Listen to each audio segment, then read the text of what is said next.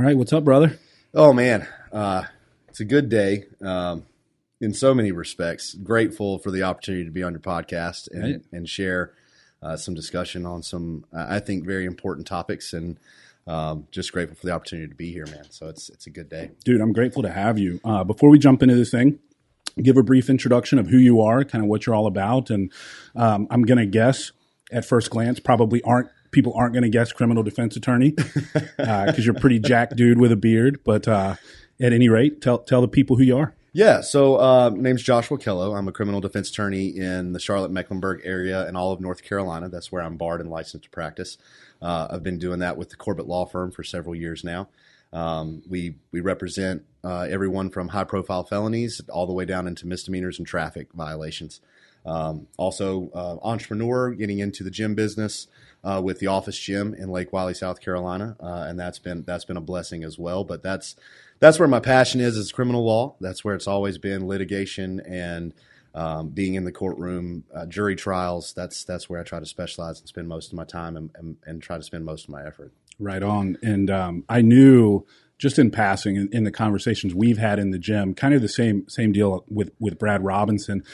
When I ended up bringing him on the show, or just talking to you, I'm like, man, this is a guy that I want to sit down and have a long conversation with, because it's clear that you are a very deep thinker and that you really digest the issues and think about them and articulate your thoughts well. So I was really excited to have you on the show specifically to talk about the Rittenhouse trial. And as fate would have it, we did get a verdict yesterday. So kind of put a bow on everything, and we'll be able to talk about it, I guess, like soup to nuts, the whole deal. But then also, we were kind of chopping it up before the show, and we're talking about Ahmaud Arbery and some other things. So maybe we'll go into a little bit of that too. But primarily, I guess, to start, for those listening, and unfortunately, I think there's still a need to do this, because I'm still seeing tweets talking about the guy killed black people, which is absolutely outlandish. But if you could, I guess, from your perspective as an attorney, give like a brief rundown of what happened to get us to this point, starting back in August 2020. Sure. And why he was on trial. Well, there was, the preceding incident is what led to, the people that were there in Kenosha that began as a protest that really turned into rioting and looting, where Kyle Rittenhouse became involved and actually felt the need to go and give some services as someone who was trained as a fireman EMT, or was going through that process, a nursing student. But that was really from the Jacob Blake incident that occurred there in Kenosha, Wisconsin. So, and a little background on that is that, and like you said, there are people that have been tweeting about Rittenhouse killing black men or black people, and the BLM movement was heavily involved in Kenosha based on the fact that Jacob Blake was a black man, and he was shot by law enforcement outside of his baby mama's house, to put it in simple terms. And there was backlash for that because, again, we're dealing with a time where the media they're not following any type of journalistic integrity when they're giving stories. Right. It's reactionary, immediate. Yeah, and it's instant gratification for clicks and views, and I like to tell people this all the time. Most of the people that you talk to in society are casual observers of information. Mm-hmm. They're going through their news feeds, or they're scrolling through their Instagram or their Facebook, and they're just reading headlines. Very few people will actually follow the link, read the whole article, and then when you do read the whole article, typically, if it's from the Washington Post or New York Times, it's going to be slanted towards a certain persuasion or a certain narrative. Yeah. And in that narrative, he was, unarmed, and it was an unjustifiable shooting. And none of those things were actually true. He was wanted on felony sexual assault for the same lady whose house he was at. He had a restraining order. She had a restraining order against him. He was supposed to have no contact with her. He was there.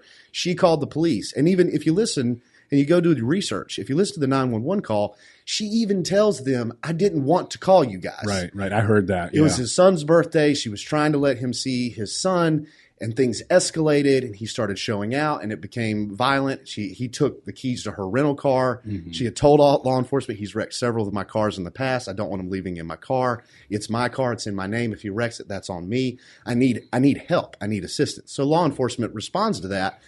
He's armed with a knife. When you look at the still images, Because in video it's hard to see. It's a handheld knife. It's a curved blade, so it's easily concealable. Pretty gnarly looking knife. Yeah, I mean, not a safe knife. It's not, it's got one intended use. Essentially, it's like a hunting style knife. And he was tased 3 times by law enforcement before they fired any fatal shots, or potentially fatal shots. He never relinquished the knife, even being tased 3 times. So clearly, he's fighting, resisting arrest and resisting, submission to what they're trying to do. And then finally, he goes around to the side of the vehicle. And was his child was in the vehicle, right? Yeah, there were kids in the vehicle, and they were saying that to law enforcement. Obviously, that's why law enforcement did what they did, and why they've spoken about the situation. They tried to do the non-lethal route 3 times, and of course, they're also limited by different rules of you can't use chokeholds and you can't use certain types of tactics. Yeah. So once the non-lethal options fail to work, then you're only left with one real option. And when he goes into the car, there's some debate about that. He was shot in the back, and he was ultimately left paralyzed, which is it's not a good outcome. Right. But he didn't lose his life in the situation, which we can all be thankful and grateful for. And did they file suit against the state? And I mean, he got a pretty large financial windfall in some capacity, right? Right. Yeah. So he was compensated pretty substantially in the circumstances in the situation. But even when you look at the video, when he opens the car door, he doesn't get into the car as if he's going to take a seat. Right. He kind of like leans inside. He leans inside. And then in that situation, you have to ask yourself as law enforcement or as anyone that's trying to prevent the situation from escalating further, well, what's he doing when he does that? And you don't know what's in the vehicle. You don't know at the time if there's a firearm in the vehicle or something that could potentially be more lethal force than a knife. I mean, a knife is already considered a deadly weapon when used in a violent interaction. So when all of that happened and occurred, obviously the media went into an uproar. There was a big outlash against law enforcement there. Black Lives Matter showed up, and the rioting and looting, they tried to set the courthouse on fire. They tried to set the gas stations on fire. And Kyle Rittenhouse got involved. There's some arguments in the media that were going around that, he armed himself with an assault rifle, which is, an AR-15, which is not assault rifle 15. It's an Armalite. Yeah. I love when they say that about an AR. Right. That's not what it stands for. And it really shows they don't actually know what an assault rifle is at the same time. I have point blank asked anti-gun folks, define an assault weapon or define an assault rifle, and they can't. They essentially end up using the term in the definition. Right. Yeah. Which it's not how you define That's anything. Not how definitions work, right? Right. Kind of the same with when Ibram X. Kendi was asked to define racism, and he used racism like 3 times in the definition of racism. Yeah. It's like, you might want to reevaluate your... It really shows the brilliance of your argument there. Sorry, a little aside there, but continue. Sorry about that. But he drove across state lines, and the reality is his mother moved away. It is his hometown. His father lived there. He had family there. He worked there. He was a lifeguard there. He was pursuing, his EMT licensing with the firearm department there, or not firearm department, the firefighter department as a nursing student. And sure, I think the argument can be made on the outset is it's your 17-year-old son that's going to a potentially violent protest where. I think the need for self-protection is obvious with the amount of fires and violence that's taking place in that location. And a lot of folks carrying firearms as well. I mean, as we saw with Gage, Grosskreutz, and there were, if you look at the on-the-ground footage, there were tons of people just walking around brandishing weapons on both sides, quote unquote sides, but like the protesters and then the folks protecting their property. I mean, there were weapons everywhere if you just look at the footage. And people were being opportunistic with weapons too. I mean, all 3 individuals that were shot by Kyle Rittenhouse had some form of an item that they used as a weapon, whether it was a chain from a trailer that was set on fire that Rosenbaum had, or it was the skateboard that Huber had that he struck Rittenhouse with multiple times, or it was the illegal firearm that Grosskreutz had in his possession that he pointed at him before he was shot. So, and he admitted as much in court. Oh, yeah. So we'll get into that too, because there's, my main issue with the whole case is just prosecutorial misconduct and how they tried the case. Yeah. Who wants any of their family members to go into a courtroom setting where the prosecutor is willing to violate the law, violate ethical rules, violate rules of court that were set by the judge, in an attempt to try to get a conviction when the case is that thin. Yeah. And the argument is whether that case should have ever been inside of a courtroom and put in front of a jury in the first place anyway. But that's essentially the backstory of what led him to be there, and whether he should have been there or not. Obviously, that's a parenting decision. Your child's 17 years old. If it's my 17-year-old, if I'm being completely honest, I'm saying, hell no, you're not going. Yeah, 100%. You're not going to go out because we don't want anything to happen to you. Right. At the same time, that wasn't the decision that was made by his family, and maybe he didn't listen to the family. Maybe that was their advice not to go, and he went anyway. We don't really know. Sure, and there is this incorrect narrative that has been pushed that his mom dropped him off there, and that was false. He drove himself to his friends, picked up the weapon, and then went to do what he was doing. So, like you said, his mom may not have even known he was getting wrapped up in all of it, right? So, so he goes to essentially protect or help protect these car lots that, by the way, folks who are pushing the white supremacy narrative are owned by brown people, not owned by white people. He's helping out friends who are of Middle Eastern descent, I believe. So just as an aside there, like folks who keep pushing this narrative of white supremacy. So he goes, and you can correct me if I'm wrong on any of this stuff. He has a medical kit that he has on his person. He's wearing, this is another hilarious aspect of it, he's wearing latex medical gloves. Right. And all these folks are commenting that he wore gloves to cover up his prints because he knew he was going to commit crimes. And it's like, yeah, it definitely had nothing to do with the fact that he was providing first aid to protesters, and that's why he was wearing gloves. But anyway, so in a post COVID-19 or still absolutely ongoing COVID-19 well, this was era. 2020, August. So, so he was doing that. He was cleaning up graffiti. There's tons of footage of him cleaning up graffiti, helping people with their wounds and injuries, who, by the way, were protesters. Right. And also putting out fires. So am I correct on all that stuff? Yeah. Okay. Yeah. I think that was what he had indicated and what he had told law enforcement in his statements. And we saw in God knows how many hours of footage. Right. And all the footage revealed that when they tried to look at his activities that night, those are the things that he was seen doing. Those are the things that are documented through video documentary. That's what he was doing. I think there's very little argument to be made other than just a propaganda or narrative push that he was there to shoot people or hurt people. An unhinged vigilante. Right. So he goes to do all these things, and he does arm himself with an AR-15 in a strap to his person with a sling, because essentially he's in a war zone. I mean, right? And look, if I'm going to provide assistance of that kind, I'm going to arm myself as well. Yeah. We can debate all day long, like you said, if he should have been there, but that's not the crime that he was being accused of, right? It was whether or not it was self-defense, and so how he got there is of no consequence, right? And legally, right. That's one. The argument that he was a 17-year-old that was illegally possessing a firearm is also false by Wisconsin law, right? By Wisconsin law. There was a law passed in the 90s.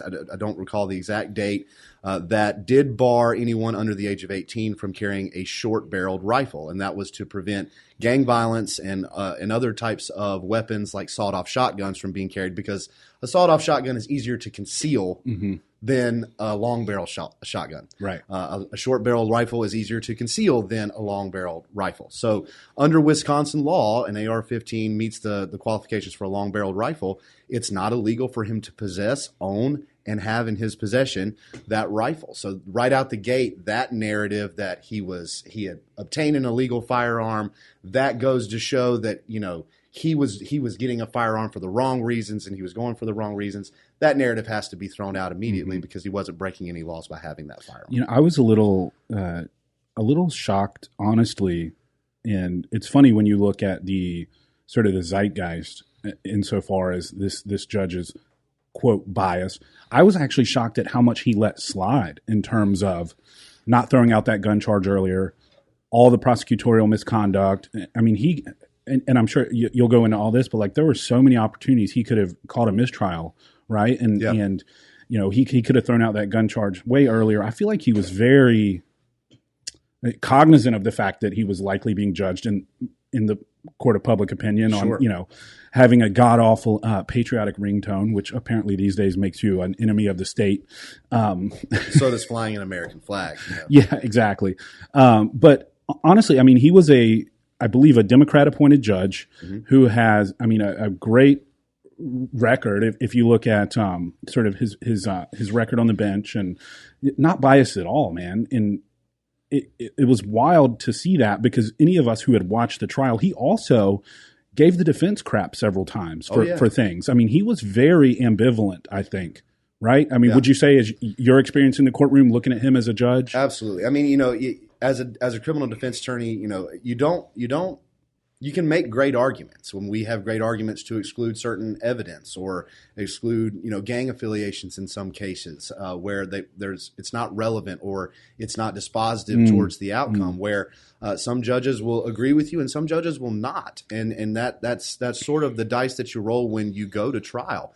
This is a high profile case. I mean, this was all over the news. This was splashed everywhere. So I think to a certain degree, there's a certain amount of information that every juror is going to know about the case coming in that's from that area. I mean, that is a jury. It's a cross section of the population in that community that is supposed to be making the decision ultimately on the outcome of whether that person is guilty or innocent of the crimes that they've been charged with. And that's another thing that, we can get into is the importance of protecting a jury, because there's so many excuses not to do jury duty already.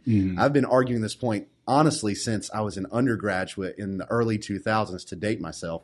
It was one of the speeches that I gave in a public speaking class that I had to take, was the importance of submitting to and being willing to volunteer for jury duty.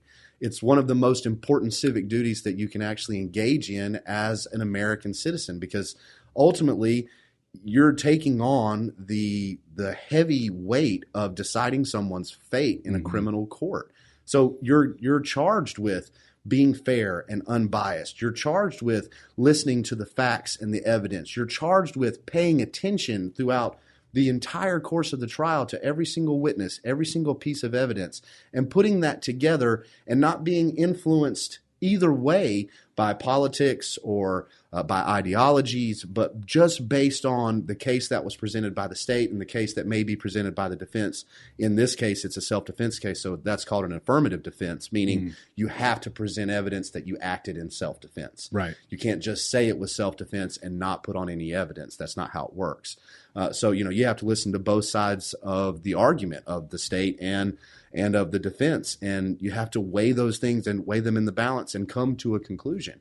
And I think, in a lot of cases, what we tell juries when we're going through jury selection is you are just as vigorously pursuing justice if you find someone not guilty as if you find someone guilty. Yeah. Because that is the job. And ultimately, with what we saw in this case, and we can get into it a little bit later, with jury intimidation and the media's attempted influence to try to persuade a certain outcome, you're adding another layer of, I really don't want to be a part of this process to the judicial system that we don't need. We need people that are engaged. We need citizens that want to sit on trials and want to sit on juries, and they want to decide for their community whether this person is a criminal or not. So how do we defeat that negative stigma associated with jury duty, and what kind of changes can we make? Because look, man, I'll be quite honest with you. If I were a Kenosha resident called into jury duty for this trial,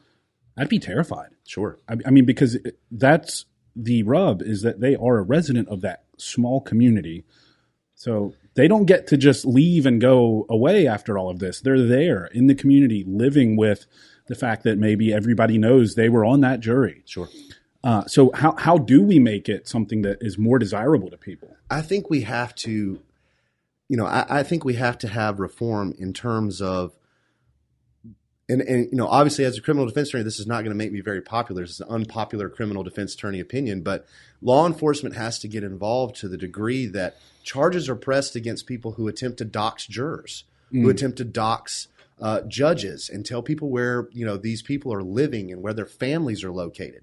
There need to be charges pressed against, and they need to go into the court process. They need to go through being arrested. They need to go through sitting in jail and having to bond out and having to face criminal liability for these essentially domestic terrorist type acts. Right, like the MSNBC producer stalking the juror bus, running a red light, following them. Yeah, so it's traced back. It's traced back to an actual producer in New York for NBC, and of course they come out and they make a statement that, well, they weren't going to take pictures of the jurors and they weren't going to try to contact the jurors. Well, why are you following the jurors then? Right. They actually said, I think, that they do that so that they can find out. Once the jurors get to wherever they're holed up, they can, and this to me was even creepier, they can get license plate numbers from their vehicles so that they can then track them down post-trial to get their thoughts. This was actually something I read as a statement from MSNBC. And it's like, what? Right. So like that is insane. Even with that, then that sends a message to the juror that, hey, okay, well, nothing may happen to you during the course of the trial. No one may contact you and no one may come to your house. Yeah. But after trial, exactly. They got your information and they can come after you. And maybe, it's enough to ask 12 people to make that type of decision and carry that kind of burden. And put the rest of their life on hold, by the way. Right, for 3 weeks at a time. And in some cases even longer. In some cases even shorter. But then you have like the looming threat or the looming possibility of people are going to start contacting me, and then what if that information becomes part of, one of their journalistic articles, and then people in the community that are outraged or the mob that's outside the courthouse gets a hold of that information and they start showing up to my house afterwards. Yeah. Again, it's a deterrent to your civic duty. And also, I would add to that something that even exacerbates the problem that we see right now with this is you have prominent public figures, politicians and celebrities, who are now saying that the verdict was wrong and there was no justice and that this is white supremacy. And I mean, it just compounds the issue. And like, for example, both Bill de Blasio and Gavin Newsom put out tweets condemning this verdict and saying that it was not justice. Miscarriage of justice, what de Blasio said. Exactly. And it's like, hold on now. You're a state politician essentially saying that you know better than our justice process, and you have however many hundreds of thousands of followers that you're speaking to directly, telling them that this is illegitimate, stoking division, and I mean, that to me is something they should be held accountable for. Right. As public figures and as politicians, they're essentially inciting violence in an indirect way. Same thing we saw with Maxine Waters when she was saying like, go. If they're at dinner, go find them, get in their face. It's like, you're politicians, you're not activists. What are you doing? Right, but they're encouraging the activists to become more aggressive. Yeah. Then you have the Democratic Congressional Campaign Committee Chair, Sean Patrick Maloney, who posts a tweet or gives a statement that completely mischaracterizes the Jacob Blake scenario, says a black man was killed. Jacob Blake was not killed. That didn't happen. It's amazing how many people don't realize he's still alive. Says he was unarmed. He was not unarmed. He was carrying a knife. He lunged into the vehicle. With children in it. With children in it. At some point, you can make the argument, well, the officers knew that there were children in the car, so why did they use the gun? I wish they had used a less lethal option. Which they did multiple times. Yeah. The other question is, as a father, who Jacob Blake was, as someone who has a family, why are you not submitting to the authority, and why are you putting the children at risk by resisting arrest in the first place? Yeah. So both parties could arguably be responsible for any collateral damage that happens. Who's more responsible in that circumstance? The legal authority is there. You're in violation of a court order. You're in violation of a restraining order. You have a warrant for a felony of a sexual assault of the person's home that you're at. Yeah. And you're being asked to stop, drop your weapon, and submit and leave. And you're attempting to take their property. And you're right. So, I mean, it was so much was wrong. And all of this gets left out of the narrative. And to make that just go away and then mischaracterize it and put out a false narrative that he was killed and he was unarmed, and this is again the police acting unjustifiably under the circumstances and situation, to then conflate that to a miscarriage of justice in this trial, which I think it's clear most of the folks that are making these comments didn't watch any of the trial on court TV. They couldn't have. Yeah. I mean, you have, like you said in the beginning, you have people tweeting about him Rittenhouse killing black people. You're not paying attention at all. And then your credibility on anything that you have to say is completely shook. And shouldn't be given any credence because you're not even paying attention to what's going on. He shot 3 white men. There was a black man that was involved, and this gets into the prosecutorial misconduct, who was unidentified, who was called the jump kick man. Yeah. But they knew who he was, and The prosecution knew who he was, and he would have testified had they granted him immunity. He's out on record now stating, "Oh wow, I would have testified in the case, but I wasn't given immunity, so I didn't testify in the Rittenhouse case." And so he's the guy that ran up and attempted to or did kick him in the head when he had fallen down when he was running away. So that was the extent of the involvement of a black person in any of these events that transpired. Right. Other than the overarching theme of Black Lives Matter and Antifa being there to protest the shooting of Jacob Blake. And I think there's a pretty strong argument that the 3 individuals that he shot were not there supporting the cause. They were there to take advantage of anarchy and to cause destruction. And I mean, I think their behavior made that pretty clear. The fact, not that their criminal records matter for this whole self-defense case, but like when you look at the fact that one of them sexually abused 5 children under the age of 11, 5 little boys, Rosenbaum, I believe. I mean, this just speaks to, in my opinion, supporting the fact that it was pretty likely he was the aggressor. He had anger issues. He was suicidal. He had just gotten out of a mental institution. And didn't go home. Right. He had his bag with him. He threw it at Kyle Rittenhouse. Yeah. I mean, all of this, and immediately folks will reply to that saying, well, that's not a reason to kill him. No, I know that. I'm just saying it just speaks to, it's very likely that it transpired the way the defense described and that he was chasing him. He was the aggressor. He threatened his life. And of course, the video reveals as much. So, to get back to kind of the sequence of events. So we get to the trial. One thing I wanted to ask you about, and I just found it mind-boggling. So this guy, was it Binger? Thomas Binger. Yeah. So good God, man. Like in the very beginning of the trial, he said verbatim that Rittenhouse was chasing Rosenbaum. Right. And he repeated that throughout the entire trial. How on earth? Like, how on earth? Like, what was he thinking? What was he doing? Did he just think? There are certain ways that you try to, because let's face it, whenever you get into what I like to typically think about trial is when you go in front of a jury, there is typically some sort of gray area where you can be creative with the facts or the evidence in a way that says this may not go the way you think it's going to go. That's an interesting phrase, creative with the facts. Yeah, well, and what I mean by that is not that you're creating facts, right, or not that you're creating inferences, but you're painting a picture, right, guiding their thought process. Right, you have an argument that says, hey, this fact falls in a gray area. It's not black. And it's not white. And I don't mean that racially speaking.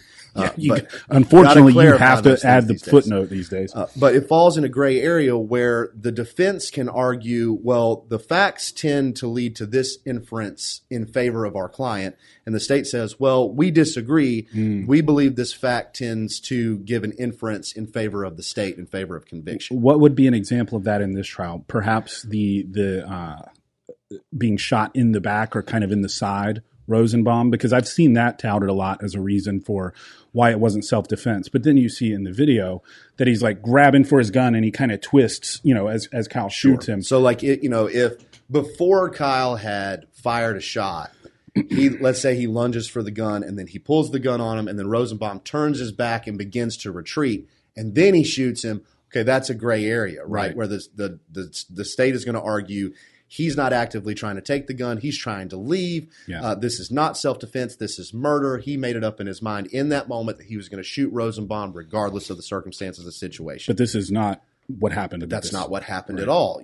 We have He's got the chain. He's swinging the chain at people. There's video of that. He throws the bag at Rosenbaum. He threatens. At Rittenhouse. Oh, Rittenhouse, yeah. He threatens Rittenhouse multiple times, says he's going to kill him, he's going to hurt him, he's going to harm him. And then he comes after him, lunges for the gun. And as he lunges for the gun, obviously the gun starts to go off, and then he begins to turn. And the last shot out of the 4 that he shot with is the one that hits him in the back. I see. Okay. So, he shot in the front 3 times. 1 a grazing shot to the head, and then at the last shot, as he's beginning to turn, as he's lets go or ceases to lunge for the gun, that's when he's shot in the back, and that's allegedly the fatal shot. And I want to put this into perspective for people, because I've also seen, as you can tell, I've been deep into this, man. Trying to gauge people's thoughts, how people are feeling on both sides. One thing that you do hear is that he fired 4 times. Why did he need to fire 4 times? And I think it's important to talk about that, because the approach you should have with a firearm to self-defense is that you fire until the threat is neutralized and no longer a threat. I mean, this is how, and you fire at center mass. I mean, this is how law enforcement is trained.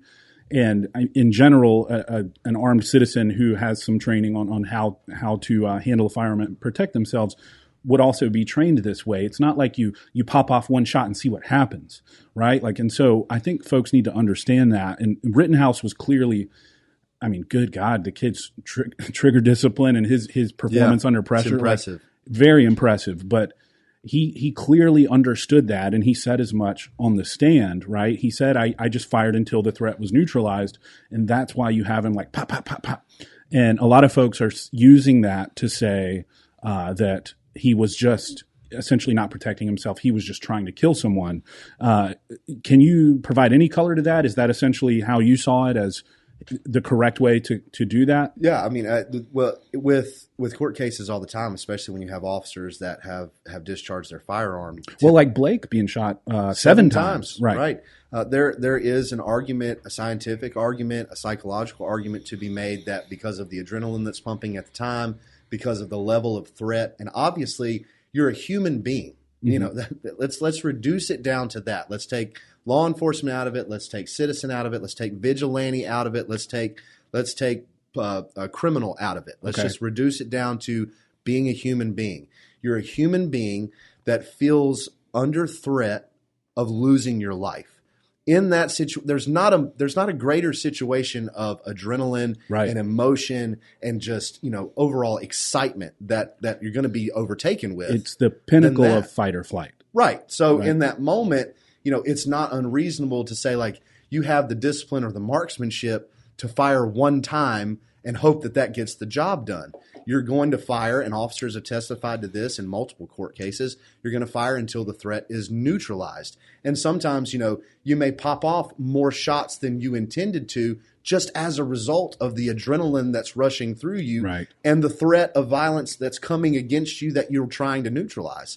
How many shots is that? There's no way to quantify that. Right. Well, and I can say as someone who, and anyone who does hunt knows this, and anyone who has a fundamental understanding of anatomy knows that even a perfectly placed shot is not going to induce an instantaneous, even if you perfectly place your shot right where it needs to be in, say, a deer, I mean, he can run 10 yards and I mean, it's just, it's not people who don't have any like real world experience with seeing death or seeing injury or hunting or being exposed in any way to violence. They often don't understand this stuff enough. And they comment essentially from a place of like seeing what happens in movies. Right. And it's like, dude, you can't, even if you place nobody's John Wick. Right. Well, I mean, John Wick pops off a hell of a lot of shots. I mean, Keanu Reeves is John Wick in real life, but at the same time, that's not what we're talking about. To use that parallel, if I can jump in, when you're talking about hunting, or let's use a sharpshooter, a sniper, for instance. Right. You have also a level of intention with what you're doing. Oh my God, and it's calm. You're setting up. It's premeditated. It's deliberate. You're trying to produce a result, death, or take out a target with 1 shot. Mm-hmm. You're trying to make that happen. In this situation, we're talking about instantaneous, in the heat of the moment, unexpected. Do I believe at a single moment that Kyle Rittenhouse expected to use his AR-15? No, I think he brought the weapon, as he testified to, as a deterrent in case people became violent against him. There was no intention. And even he testified, I didn't intend to kill anyone. I didn't want I mean, the guy had a nervous breakdown. And he's in therapy for PTSD. Yeah, and that's important, I think, to bring up, is that often it gets overlooked how much violence actually gets mitigated by simply brandishing a weapon. The defensive use of firearms is, I mean, we're talking millions annually that essentially evade violent encounters because they and I talked about this with Carrie Sloan. She's a 2A advocate for females because her whole thing is like, one of the most feminist things you can be is a Second Amendment advocate because you're leveling the playing field, right? Like there's nothing my big ass can do to you if you've got a 9mm, you know.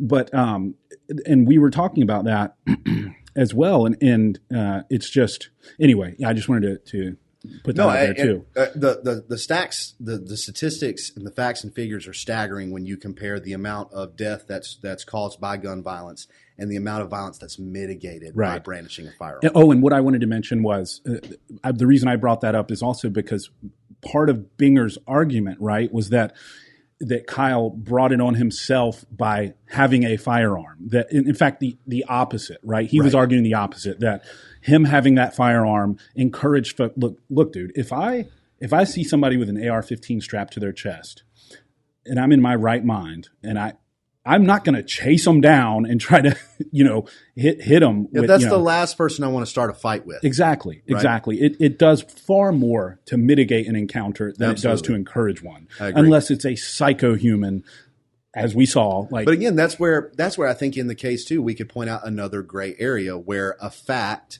falls into an area where the state is going to argue by brandishing a firearm. Great example. You are brandishing an intent to become violent, where the state is going, or the defense is going to argue by brandishing a firearm, he's trying to deter anyone from being violent with him. Right. So that's an inference that can be made by the state and the defense in completely opposite directions, and the creativity of the argument, subjectivity of the jury, right? And can you prove that? Right. That's the thing. And when you have video evidence of him having the firearm on his person, cleaning graffiti, giving medical aid to the protesters he's allegedly there to shoot, then it weakens that argument for the state entirely, and it attacks the credibility of it and the veracity of it. How twisted is that, man? He's patching them up just so he can go knock them down. Yeah. Right? Well, I need you to live so I can shoot you later. Exactly. It's not a feasible argument, and I think the jury saw through that relatively quickly with some ease. All right, so I think I keep kind of sidetracking you in terms of like laying out the timeline of how it all went down, but so I guess we got into the argument of Binger's argument that Rittenhouse was chasing Rosenbaum. Right, that's where we left off with completely factually inaccurate. He couldn't prove that, and that's an important thing to know in a criminal case, especially a felony case. You have the highest standard of proof in the judicial system. It's not like civil cases where it's preponderance of the evidence, which is where it's a more likely than not type of outcome determination.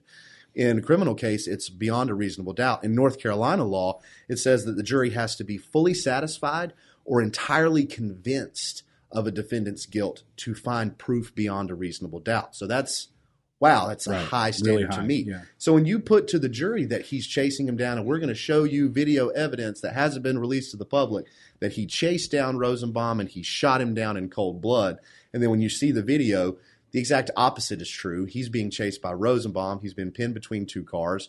Rosenbaum throws his medical bag at him. He lunges for the firearm. Then it's like, okay, well, while he's saying things like, let's see, I had it written down here, in earshot, and this is one of the witnesses that testified in the Rittenhouse case, Ryan Balk. He testified that Rosenbaum had threatened to kill that MFer if he gets him alone, and that was within earshot of Rittenhouse. Yeah. So he's making these statements about killing him and then pursues him. What is Rittenhouse supposed to think? Right. Another thing that along those lines that I was reading is that Rosenbaum also repeatedly said, "I'm not afraid to go back to jail." Right. in earshot of Rittenhouse. So again, this just The leads intention to be violent right, and I'm already a criminal. can't be attributed to Rittenhouse. It has to be attributed to the alleged victim in the Right. situation. And that's the other thing too, is the assailant. we have to stop referring to Yeah. these men as victims, because self-defense was proven. Mm-hmm. In this acquittal, what they proved was Rittenhouse acted in self-defense, meaning these weren't victims that were shot. These were assailants. Mm-hmm. That is the proper term to use for them. They're not victims. They're not solid people, as Binger tried to say. They're not heroes in the circumstance. Maybe they were there for the right reasons, for social justice and to have, equality under the law, and those were the motivations of these people. I can't tell you that. Two of them couldn't testify to their mental intent for why they were there. So we won't get into that. But nonetheless, once they decided to assault someone or attack someone with weapons or try to take that person's weapon, they're no longer a victim in that situation. Mm-hmm. Once you prove self-defense, they're an assailant. Mm-hmm. So Rosenbaum, Huber, Grosskreutz, they're all assailants in this situation. And even Freeland, who is the jump kick man, that's Maurice Freeland is his name, he's also an assailant. There was also a guy with Rosenbaum as they were pursuing Rittenhouse, the tall guy, 6'5". Yeah. I forget his name, but he's actually the first one that popped off shots. Yeah. As they were running behind Rittenhouse. And How does Rittenhouse know where that's coming from? Exactly. And again, that just points to, every aspect of this points to Rittenhouse not being the aggressor. Right. Ever. There wasn't even any footage of him saying an off-color word to anybody. Right. Like not even talking trash to anybody. Like the kid was about as, here's another thing. They took his phone. The FBI took his phone, right? They couldn't get into it. He gave him the password. Right. So they could look all through it. Which is something as a criminal defense attorney we tell our clients, do not do that. Right. Like how like clean cut, like, this kid was squeaky clean. And here's the other thing about that is if he were truly a quote white supremacist and they had found anything on his phone indicating his involvement with any of these groups, man, you better believe it would have been all over the place. Sure. It would have been brought up in the trial. Nothing. And so, that's where we get into on the back end of this case, where I think he has several lawsuits in the queue for defamation for calling him that, because none of that was ever substantiated. Mm-hmm. It's like the George Floyd case. Okay, with that case and the outcome that they had, again, never once was it proven in court or by any other means that the officer in that case who had his knee on the neck of George Floyd was a white supremacist or racist or had any racial motivation. Right. That was the narrative. Yeah. But it's still to this day, even after conviction, unsubstantiated. Well, the problem, and this is I think this is a fundamental problem with our institutions in the media, is that anytime there's any sort of conflict between a white person and a black person, right, despite no evidence of racial motivation, they make it about race simply because it was between a white person and a black person, right? Like they don't need any evidence other than the fact that one was white and one was black to say that was racism. And of course, if you attribute that to the fact that we know the minority community, the black community, votes for Democrats at a 90% clip. That number is shrinking. It's shrinking, which is good. It's because we need to vote based on what we believe and what we stand for, and not just a color or a party affiliation. But when that has been the case for a very long time now, as soon as you make that division, you're also dividing people along party lines. Absolutely. And so it's not just racial; it becomes politically charged, because you're going to have this community go one side of the political aisle, and then you're going to have another community that's going to kind of split, or it's going to be, a little bit heavier towards the other side of the political aisle. And that's going to create more divisive narratives. It's going to create more content. You're in the podcast world. You understand content and putting out content and driving views. That's essentially what journalism has become. The moment they started televising police chases, they got away from reporting news. Yeah. That was sensationalism. And that is what I think the media narratives have become. It's about the sensationalism, the more salacious, the content, the more divisive the content, the more racially charged, politically charged it can be, the more viewership they're going to get, the more traction they're going to get, the more money they're going to make. If you follow the money in America, that's where you're going to find most of the reasons why things are done the way that they're done, unfortunately. And when you combine that with now these social media outlets that are driven by algorithms that just give you more, it's a positive feedback loop. Yep. So you have the media outlets putting out salacious material. You have social media feeding you that more and more and more and more. It's a recipe for a powder keg that is, I mean. And all the while they're doing that, they're sheeping people into their own echo chambers, and they're censoring and promoting a narrative to the detriment of people on the other side of the argument. You know, for instance, we talked about this before we got started recording, and I think it's a good spot to jump into it. With the Kyle Rittenhouse case, his GoFundMe was taken down. Any type of defense or argument in support of his self-defense claims was shut down and censored by Facebook, Instagram, social media platforms. That information was not allowed to be disseminated by anyone. And if you posted that, it was taken down or it was flagged or it was fact-checked, whatever the case may be. So you look at that and you say, okay, we've got a narrative that is predicated on salacious content, divisive content. We've got a social media, essentially arm of that propaganda that is doing the hard work of creating the algorithms which create a positive feedback loop. And all the while, they're also saying, well, while we create this positive feedback loop, we're also going to eliminate your ability to see any contrary information. Exactly. Any information that may cause you to question whether you're on the right side of the argument or not. So then we have a First Amendment issue. We have a First Amendment issue with freedom of the press. We have a First Amendment issue with freedom of speech. It truly is the embodiment of perception is reality writ large. Yes. They create a lot of people's worlds. And this goes back to, I don't know if you were talking about this before we started recording or not, but the average American is a casual observer of the news. Right. So they're just going to take what's fed to them, take it as truth, go on about their day, go to work, be with their kids, pay their mortgage, live their life. And okay, I got a little 10 minutes of CNN today. They're getting a very, very controlled narrative, right? And you can insert Fox News into that. You can insert MSNBC.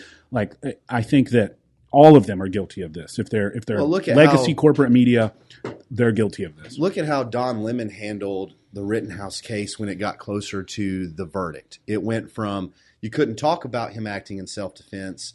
That was just an absurdity. That wasn't to be talked about. And he was basically called a white supremacist, a racist who was against black people and people of color. And then when we got closer to trial, when the trial was televised and we started really getting into the minutia and the facts and evidence, and none of really the state's witnesses were confirming their narrative or their theory of the case. They were actually contradicting most of it. They were helping the defense. Yeah, they were helping the defense.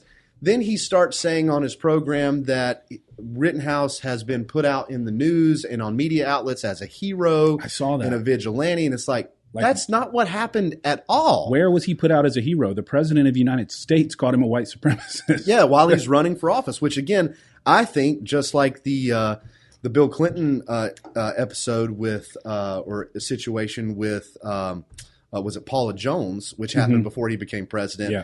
He was not subject to immunity for that case, and that tort was able to be brought against him. I think if and Kyle Rittenhouse's mother has basically talked about Biden defaming her son, which I think makes it ripe for a lawsuit for him calling him a white supremacist and making those statements out. Because at that point, Rittenhouse was a public figure, or he could justifiably be called one because he was put out into the public specter and put out into the public domain as a public figure at the time.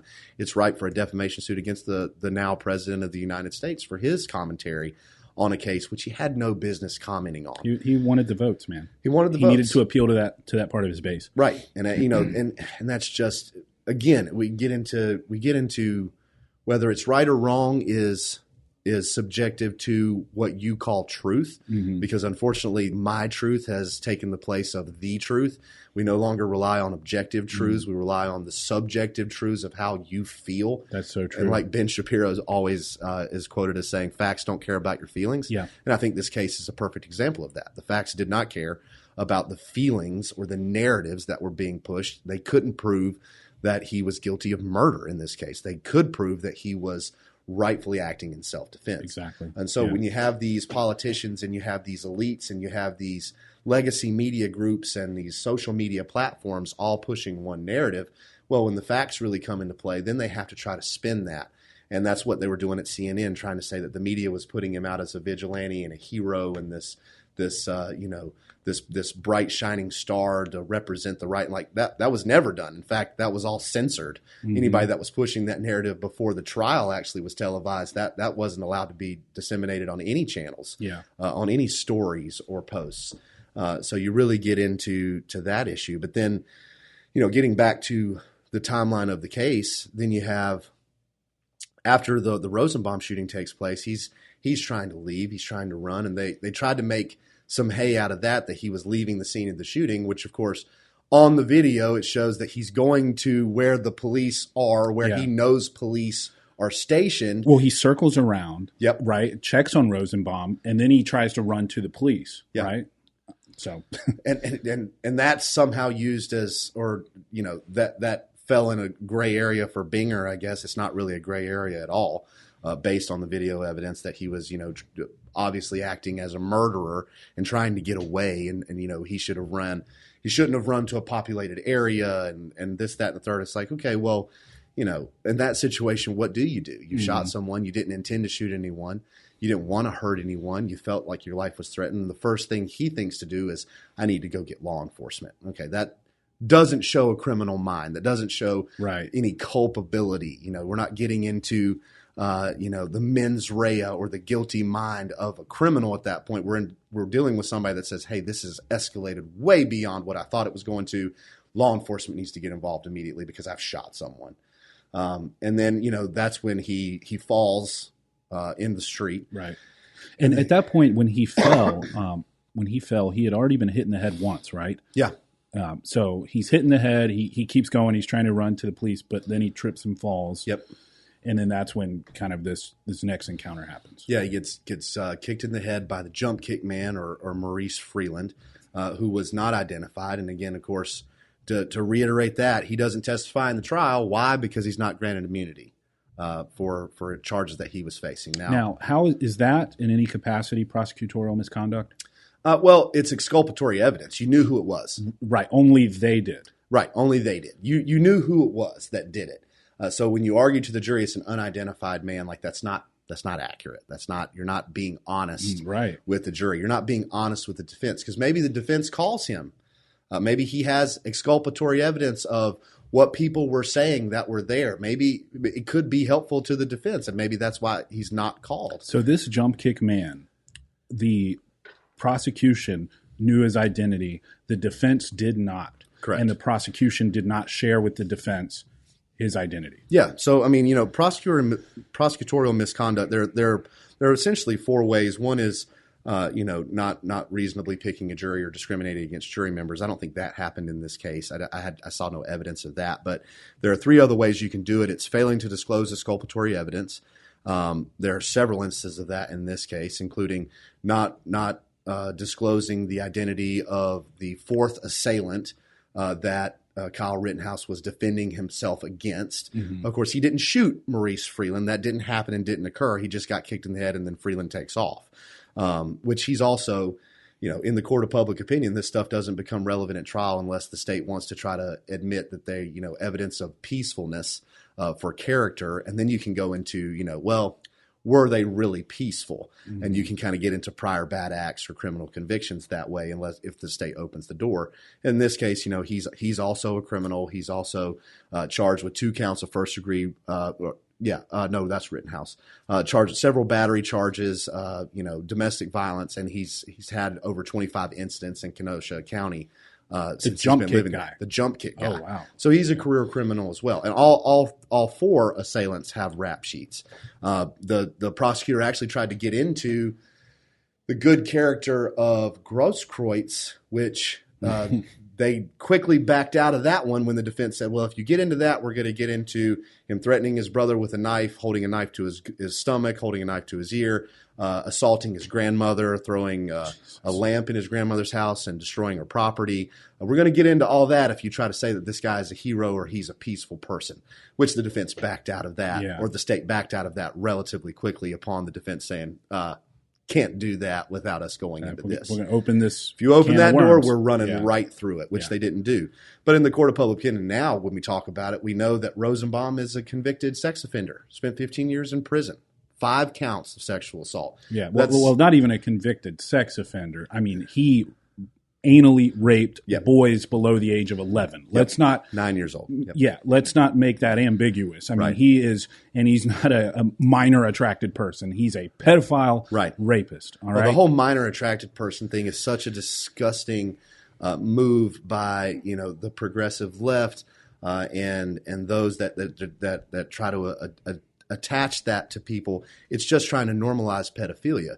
And while we're talking about this case, as we talked about prior to the podcast, the Ghislaine Maxwell trial is coming up. Yeah. It doesn't surprise me at all that we're trying to normalize pedophilia and say they're not pedophiles, they're minor attracted people, when we're about to drop bombshells on Jeffrey Epstein and all of the elites he had dirt on who were engaged in pedophile acts at the pedophile island. Right. And the thing about it is when you do that, what are you saying to the victims?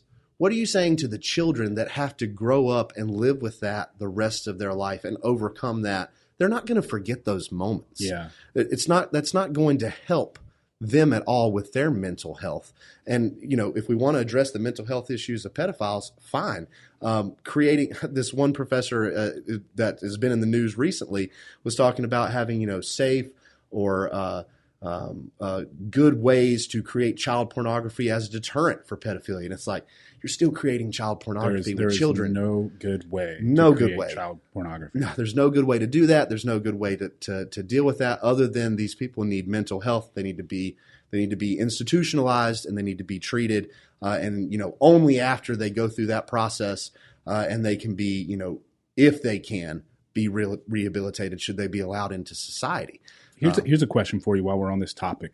Not to get too far off base, we'll get back to Rittenhouse, but this just came across my mind, and it's something that I found an interesting consideration. So I can't remember where I heard it. I think it was maybe on Joe Rogan a while back, and I can't remember who the guest was.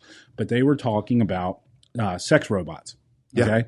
Now, the issue came up of the ethical dilemma of creating a child sex robot, right? But kind of along the same lines of what that professor was saying, now at least you're removing real children completely. Then it's like, is that something that could potentially mitigate them from engaging with a real child? Or is it something that would encourage them, right, to continue to seek that? Right. And should it even be allowed? Because, I mean, it's obviously incredibly disgusting, unethical. But it was just the way they brought it up. It was interesting, and it was something I had never thought about. And I'm like, man, we're heading into an era of unprecedented moral dilemmas that honestly shouldn't even exist. Right. But we're going to have to deal with them, and the time is going to come when these people, and I will use that phrase, these people, because I disdain them, are going to start trying to make like child sex robots. And then what do we do there? Well, I mean, all right, so the way I think about that is I think about an Adam and Eve type store. Mm-hmm. You can go and buy whatever it is, whether you're male or female, to give you, satisfaction or pleasure in a sexual way. But at what point does that become the only thing that you use? Eventually, you're going to seek out a partner. Yeah, absolutely. Eventually, you're going to seek out satisfaction with another person because there is a connection there. There is an intimacy there that's lacking with an inanimate object. Just even thinking of the concept of intimacy in the context of a pedophile is fucking Right. stomach turning. Maybe we allow it so that we can put trackers in them. And you feel me here? You follow me? We use some authoritarian measures to try to. All right, hear me mitigate out. That damage. Put a little C4 in it. Right? Okay, I'm gonna leave it there. All right, let's get back to Rittenhouse. Right. So he falls to the ground. Jump kick man does his thing. Then there's skateboard guy, right? Huber. Yep. Huber. Who's also a felon. He's got his skateboard there, and he uses his skateboard to hit him. Now, I have seen plenty of photographs in the research that I was doing with that to substantiate whether a skateboard could be used as a deadly weapon. The amount of damage you can do with a skateboard hitting somebody in the head is it's unreal. All you got to do is look at skateboard to head injuries. Just Google that and look at some of the victims or the people in hospital beds with dented in skulls.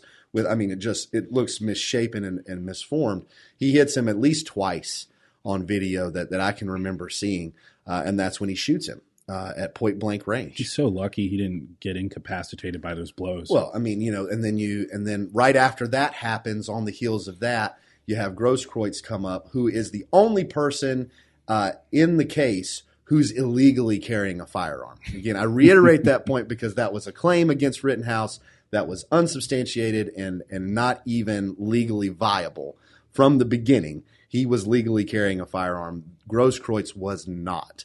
He's a convicted felon. He was not be in possession of a firearm, has a pistol, has a Glock 27, and he approaches Rittenhouse while he's on the ground and admits in trial before he is shot by Rittenhouse. Again, to Rittenhouse's credit, the trigger discipline that he has and how he uses the firearm is better than most adults that get caught in better than a lot of police officers. Yeah, better than a lot of law enforcement.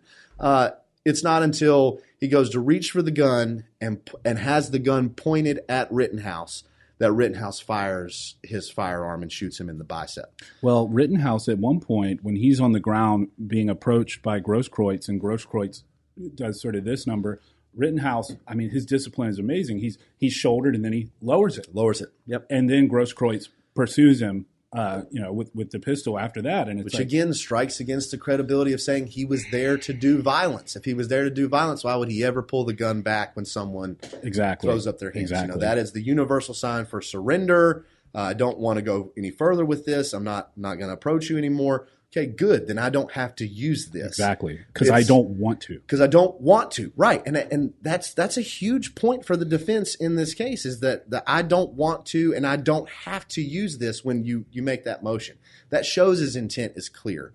They went after him not just for intentional murder, but for reckless endangerment to human life and utter disregard for human life, which, again, that instance alone, when faced with another person armed with a firearm, shows he did have regard for human life. He was acting in a not reckless way, but in a meaningful way in using his firearm to say, he's showing the universal sign for surrender. I don't need to use my firearm. I don't want to use it anymore anyway. I'm trying to get law enforcement because I've already had to use it twice, and I didn't want to have to use it any. Right. And I think the defense made that case. I think when it comes to my main issue with that is, after he shoots him, obviously the interaction and the altercation kind of stops. Police get involved. Rittenhouse is arrested. He gives a statement to the police that he was there to provide medical support, help clean up, protect businesses. Yeah. Well, he flees to the police, and they drive past him. Yeah. That was kind of an interesting moment, and I think gets at sort of a larger concept with all of this. Well, it goes against the active shooter narrative too. That too, but also, there is an underlying issue here of why did a 17-year-old citizen feel as though he had to step up, right? Because law enforcement was essentially non-existent. They weren't on the ground, taking care of a lot of these issues like the fires and the vandalism and all these things. Well, if you recall at the time, the current president at the time, if he even spoke about calling the National Guard out to places like Portland, I remember, Kenosha, Seattle, in all of those areas that were hotbeds for these protests and riots and looting that was going on, he was called a white supremacist and a racist. Yeah. Well, and law enforcement in Kenosha had been told to stand by. Back off. Let them do what they're off. doing. And it's like, why? And so that was just another thing that led to creating this terrible situation. And a lot of folks have spoken up about that, right? Like, look, I support law enforcement, absolutely. But I also recognize, a scenario like this where like they weren't doing their job in a lot of ways. And it wasn't necessarily because they didn't want to. It was because they had been ordered not to, right? And so, that was another thing is like you see them, they're there with the Bearcats and they're sort of standing by, but they're also like, why are they allowing all this to happen? Right. We get to a point where it's not a protest anymore, and calling it a protest is disingenuous. They're setting buildings on fire. They're lighting dumpsters on fire. They're doing violent acts. Tons of cars. I mean, Kenosha is an area that's populated by 100,000 people. You know how much damage was caused? $50 million in damage. That's incredible. It's incredible the amount of damage that was done by such a small area, in such a small amount of time. Yeah. I'm talking about days. Mostly peaceful though, man. Mostly peaceful. Right. And that's what it's reported. Like there's not a better meme out there for the propaganda and narrative pushed by the media than the CNN reporter talking about it being a mostly peaceful protest. And you see buildings on fire in the background. It's literally an inferno behind it. Right. It's like, if you needed a sign that you're being lied to, like Bill Engvall says in his comedy stand-up, here's your sign. Well, it's like if you look in the dictionary for the term cognitive dissonance, that picture is right beside it. Because good Lord, dude. It's such a false narrative and such an injustice to information that's being disseminated. Again, it's driving towards a certain point. It's driving towards a certain push, and that push has been corrupted by politics, and it's been corrupted by the politicians that are pushing it and the media companies and social media companies that are supporting it. Yeah. So all of that happens. Police drive by Rittenhouse. He's eventually arrested, picked up. He tells them what happened. Well, he goes and turns himself in, right, at the police station. He tells them, I acted in self-defense. Yeah. And that has been his claim from the very beginning, that I didn't want to shoot anyone. I didn't want to engage anyone with my firearm. I brought it for self-protection. I came under attack. I was assaulted. I was threatened to be killed. There were gunshots that went off. When the gunshots went off, I feared for my life. I turned around. This guy jumped for my gun, and I shot him. And then I'm trying to run to you to let you guys know what happened after I check on him, and I'm attacked by 3 other people. And the other man that I shot hit me with a skateboard twice in the face. Don't know how, it just must have been really lucky or unlucky shots that was taken by the skateboard not to incapacitate him. Seriously. But he was able to get the shot off against him and get the shot off against Grosskreutz when he goes for his gun, pointing a gun at him. So, from a consistency standpoint, the only person's story who is consistent from start to finish, and even Grosskreutz admits that he lied to police about having a firearm that night because that's right. He's a convicted felon and can't have one. So even his statement's inconsistent. And he filed suit against the city or the state, right? For $10 million, $10 million which was a brilliant use by the defense attorney, Mark Richards, in his closing argument, that he says he has 10 million reasons to lie about having a gun. Mm-hmm. Right? Yeah. Because he also omitted the fact that he had a firearm in the civil lawsuit against That's right. He did. Kenosha. Yeah. So he lies to law enforcement about having a gun, pointing it at Rittenhouse, which is the basis for Rittenhouse using self-defense, which obviously makes sense. Someone points a gun at you and threatens to kill you and tries to take your gun from you. You have every right to defend yourself. One, it's not a crime to lawfully possess a gun.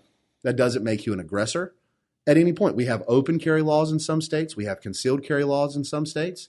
If you have a gun in your possession and you're lawfully able to have one, that does not make you an aggressor or someone who's seeking violence. Absolutely. You're just a gun owner and you're lawfully owning or possessing a gun. And I think that's a point that was lost on a lot of people. Yeah.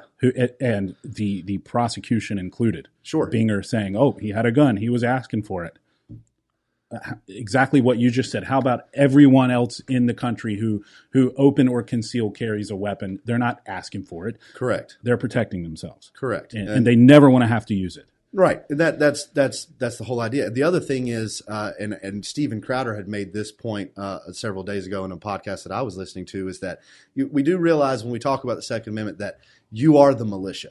Everyone. Yes, we are. In the country, we the people, we are the militia. So it is our right to carry firearms to protect ourselves against a tyrannical government. And then Heller v. United States said it goes a step further, and that possession of a firearm is for your personal protection of your life and the life of your family or loved ones. Yes. Because you can operate in self-defense on behalf of another. If I see you in a situation where someone's about to gun you down and I'm lawfully in possession of a firearm, I can act in self-defense on your behalf. Right. And shoot that person and prevent them from killing you in self-defense of another. So it's not just about protecting you, it's about protecting your community. When we get down to the narrative that's being pushed, it's an anti-gun narrative, because I guess people just want us to be like Australia and turn into a police state where they can do whatever they want to you because there's no threat of force that you can use against them because you're disarmed.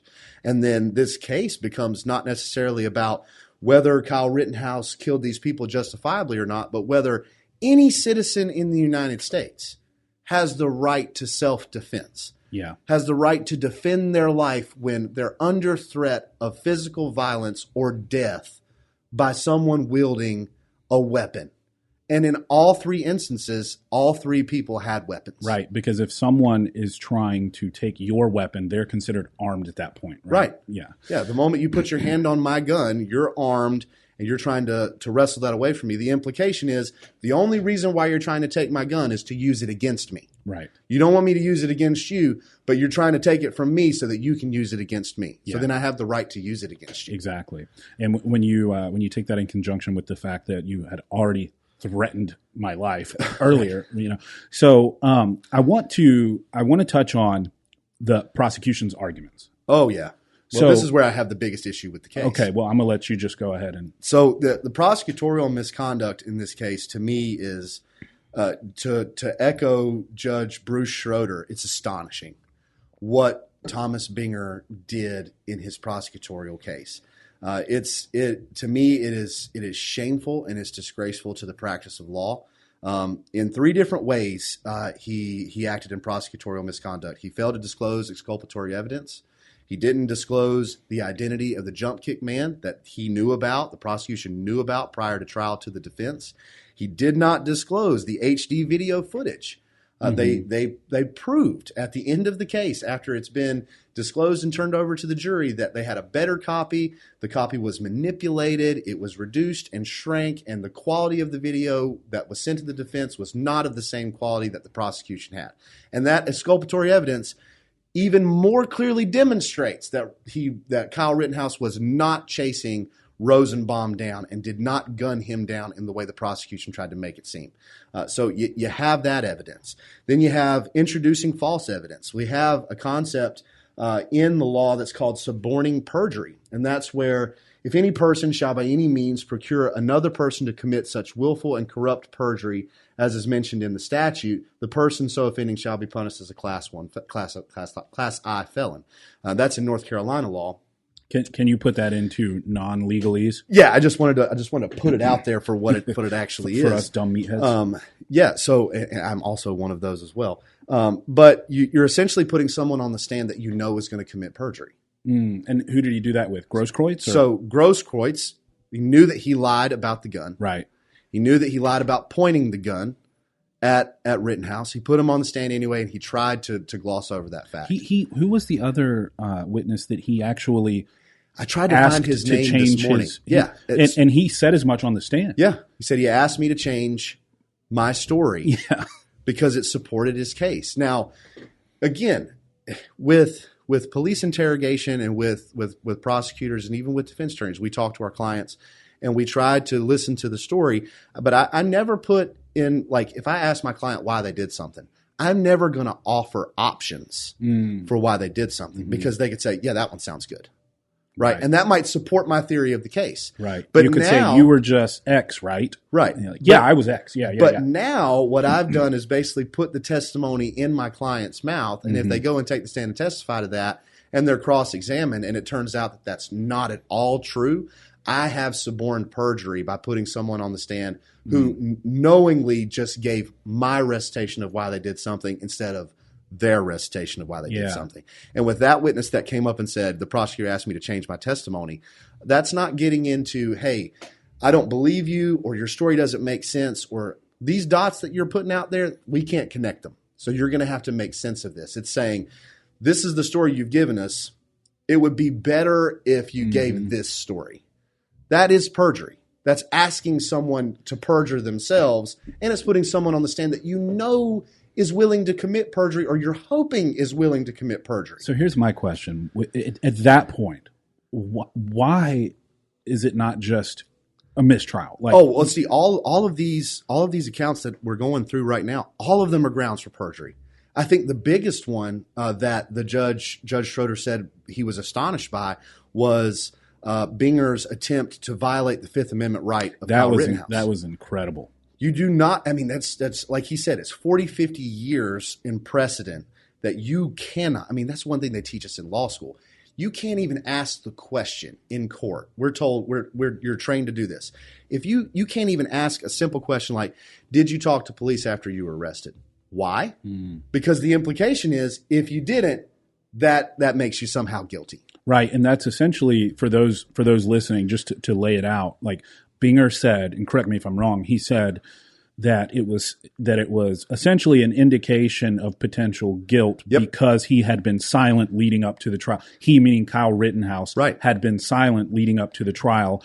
And the judge then goes on to say that it's astonishing that he would try to use his Fifth Amendment right to not self-incriminate. Right. Like the first thing they say in the Miranda rights is you have the right to remain silent. And that means when you have the right to remain silent, if you remain silent, no one can comment on that because it's your constitutionally protected right. In other words, they can't say because he remained silent, he must have done something wrong. And see, that's something in criminal law. As a criminal defense attorney, we go through great lengths through the voir dire process, which is jury selection, to talk to jurors about. You would be amazed at the amount of jurors that will answer the question, if the defendant doesn't take the stand and testify on his behalf, would you hold that against him? You'd be amazed by the amount of people who say yes. I believe it. They say, and it's we use a phrase like, you can say to yourself, if I'm talking to a juror, you could say, juror number one, you could say, listen, I'm built different. For me, when I come into this courtroom, if the defendant doesn't testify on his behalf, doesn't tell me he's innocent, I'm going to look at that some kind of way. I'm going to factor that into my decision, and I'm going to say, I needed to hear from him to make sure that I'm making the right decision. Fair enough. You're not fit for the jury, though. Sure. Because now it's that you're not being fair, you're not being unbiased. Right. You have a biases, and that biases is if the defendant doesn't speak on his behalf, I'm going to attribute that to some form of guilt. Right. And which, by the way, thanks for that transparency, because now we know to exclude you. Right. No, and we are grateful for that because I need to know that if I'm going to select you to be on my jury. Well, and it's actually, and again, at any point, correct me if I'm wrong, but it's actually more commonplace for the defendant not to take the stand, right? Like it's generally considered pretty risky to put the defendant on the stand, and you've got to be pretty dang confident in their ability, right, to be cross-examined and for it to hold up. And so I think that really spoke a lot to the veracity of Kyle's claim. Yeah. Well, I mean, that's 100% accurate. In most cases, the defense, unless it's an affirmative defense. So in a self-defense case, the defendant's going to have to testify. They're going to have to. Okay. Because you have to prove. Well, they kind of made a big deal about it, about him taking the stand as though it were odd in the press. Yeah. Well, I mean, and that's also just a common misconception because people don't understand that self-defense is an affirmative defense. When we say affirmative defense, it's not passive. It's not, the state just didn't prove their case. The state has the burden of proof. Well, the burden does shift to the defense to prove self-defense. I see. You have to put on evidence. You have to put on testimony that substantiates that claim. You can't just rely on it and say, well, no one's going to testify to it. The defendant's not going to testify to acting in self-defense. We just need you to believe that. It doesn't fly that way. Even in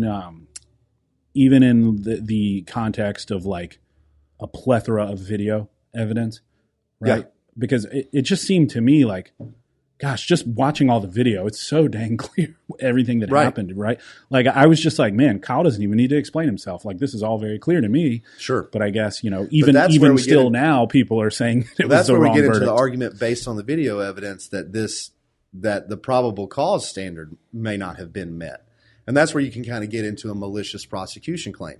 If they don't have probable cause to proceed on a criminal case and they proceed anyway and try to convict you, then if you can prove that they didn't have the probable cause to move forward at the trial, then you can go against for malicious prosecution, which is a civil remedy, which is something that I think should be evaluated in this case based on the case that Binger brought. Certainly seems that way. It certainly seems that way. But he had to take the stand and testify in his own defense that he acted in self-defense and give the reasons why he did what he did to substantiate and corroborate that, to corroborate the evidence that was attempted to be used against him by the state. Because all of that's offered by the state to show that he was guilty. Obviously, you do what you need to do as the defense on cross-examination to poke enough holes or prove that they haven't met their burden beyond a reasonable doubt. But then you have to substantiate and corroborate that claim of self-defense as a defense attorney, as the defendant needed to prove that to the jury and put that forward to the jury as an affirmative defense. Now, okay, so we talked about the prosecutorial misconduct. Yeah. So in terms of the actual arguments, and he violated court rules. The judge had made rulings about things not coming in. Can't be talked about, and he went ahead and did it anyway, and he did it without addressing the court. All of those things are grounds for a mistrial. What I think, it's hard to do this because obviously the judge hasn't commented on why he didn't declare a mistrial. So it's this is purely speculation on my part. But in my opinion, this judge knows that everybody in the world is watching this case. Right. And I think he had enough experience based on what you said before. He's got a long, lengthy litany of cases that he's heard. He's proven to be fair and unbiased in all of his decisions preceding this. I think he saw the circus for what it was. And I think he trusted that through the voir dire process, they had a good jury that could see through the BS, for lack of a better way of putting it. Mm-hmm. And he could reprimand Binger in the way that he needed to reprimand Binger and still allow it to go forward to the jury, trusting that they would see through all of the nonsense and nuance that was taking place. And yet still, all the grace that this judge gave the prosecution, he's still painted by the corporate media as being a biased judge. Well, I even talked to a colleague in the legal field, and he said, nothing's probably going to happen to Binger. The judge praised both sides for the cases that they presented, which, is pretty commonplace. Judges do that whether you had a bad case or not. I've had bad cases where I have not been on my best game and not given my best performances. And he was like, "Great job, counsel." And I'm like, "I know that's BS, but thanks, judge. Did my best." And in this case, I think the prosecutorial misconduct has to be followed up on to prevent prosecutors like this from wielding the authority that they wield to do things like this to defendants. Because if this was anybody else's son or daughter, this was my son or daughter on trial, and a prosecutor was this slimy and this grimy and this disrespectful to the profession and the practice of law, there would be nothing. He would be my first target. He seemed as though he had no respect for the court. He seemed as though he thought he kind of just had carte blanche to stay and do whatever he wanted. Yeah. I mean, it was really astonishing to me, even as I don't have a legal mind. I'm not educated in this stuff, but even to me, I was just like watching one thing after the other where it was just incredible. And so again, still, I just want to emphasize, especially to those who are saying that this judge is biased towards the defense. I mean, he gave this prosecutor so much damn grace. It was truly incredible. I was just like, I mean, so I watched a lot of like live feeds of these like legal YouTube channels. There's some really good ones that do analysis in real time. Yeah. And like when Gabe Grosskreutz essentially said that he pointed the gun at Kyle before he shot him, they're like, "Oh, that's it, it's done," or whatever. Like there were so many moments like that where it just seemed like, okay, that's it. But I think there is something to what you're saying about the judge saw the circus. He's like, nope, we're going to see this through all the way to the end so that people can't say, because if he had called a mistrial early on or something, you can imagine. Oh, well, either the case gets retried, so Rittenhouse goes through a second trial process. And that's the whole with or without prejudice part, right? Yeah, that's with or without. With prejudice is going to be, it doesn't get retried. Without prejudice, it's still open to be retried. So you have that. But the judge also has another remedy. So let's say this gets down to the jury's decision and they find that he's guilty on all charges. And the judge feels like that goes against the greater weight of the evidence, that wasn't proven. The state did not meet their burden of proof. There is a remedy. It's incredibly rare in the judicial system, but he could issue an order for judgment notwithstanding the verdict, where he sets aside the jury verdict and gives his verdict and says this is going to be the verdict that goes forward. Obviously, that's going to go up on appeal, and that's going to create another process. But he can say that decision by the jury is not based on the facts and evidence, or it contradicts the facts and evidence. Wow. So we're not going to uphold that verdict. We're going to I'm going to levy this verdict for the case, and then obviously that becomes reviewable. So that I think he also had that in his back pocket, that if these situations of prosecutorial misconduct do have an effect that chills the jury into making a decision that is against the greater weight of the evidence, or let's say the MSNBC debacle of them following the jurors, or I think there was 2 other cases of jury intimidation that was attempted. They were trying to film them walking in and stuff like that. Right, take pictures of them and things like that. If that has the effect that's intended of swaying the jury to make this decision, I still have this in my back pocket to use. Gotcha. And I think the judge was smart enough to know that and to have that in the back of his mind and ready to go.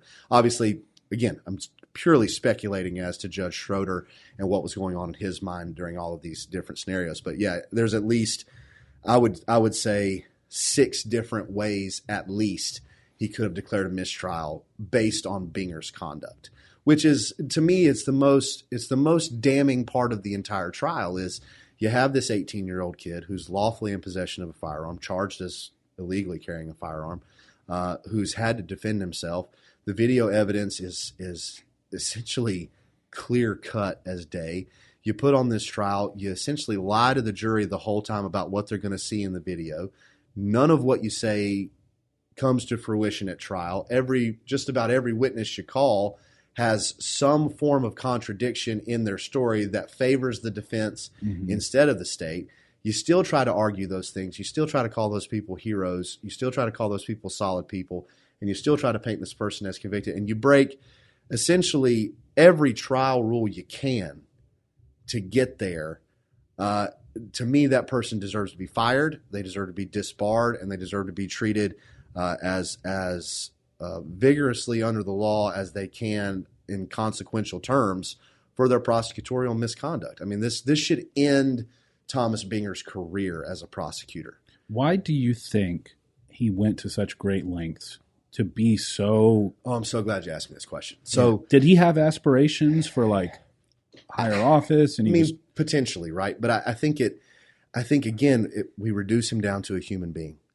Whether we're talking about free speech or censorship by big tech or the mainstream media, whether we're talking about freedom or tyranny, whether we're talking about pursuing justice or pursuing a political or racially motivated ends. Every human being has a choice. Tyranny begins with the people. Are you willing to pursue tyrannical ends to support a government that wants to produce tyranny, that wants to engage in tyranny? He had a choice. So the DA's office, the lieutenant governor, the mayor, the governor, they're all pushing for them to prosecute this case. So it's not necessarily in his court to make that ultimate decision.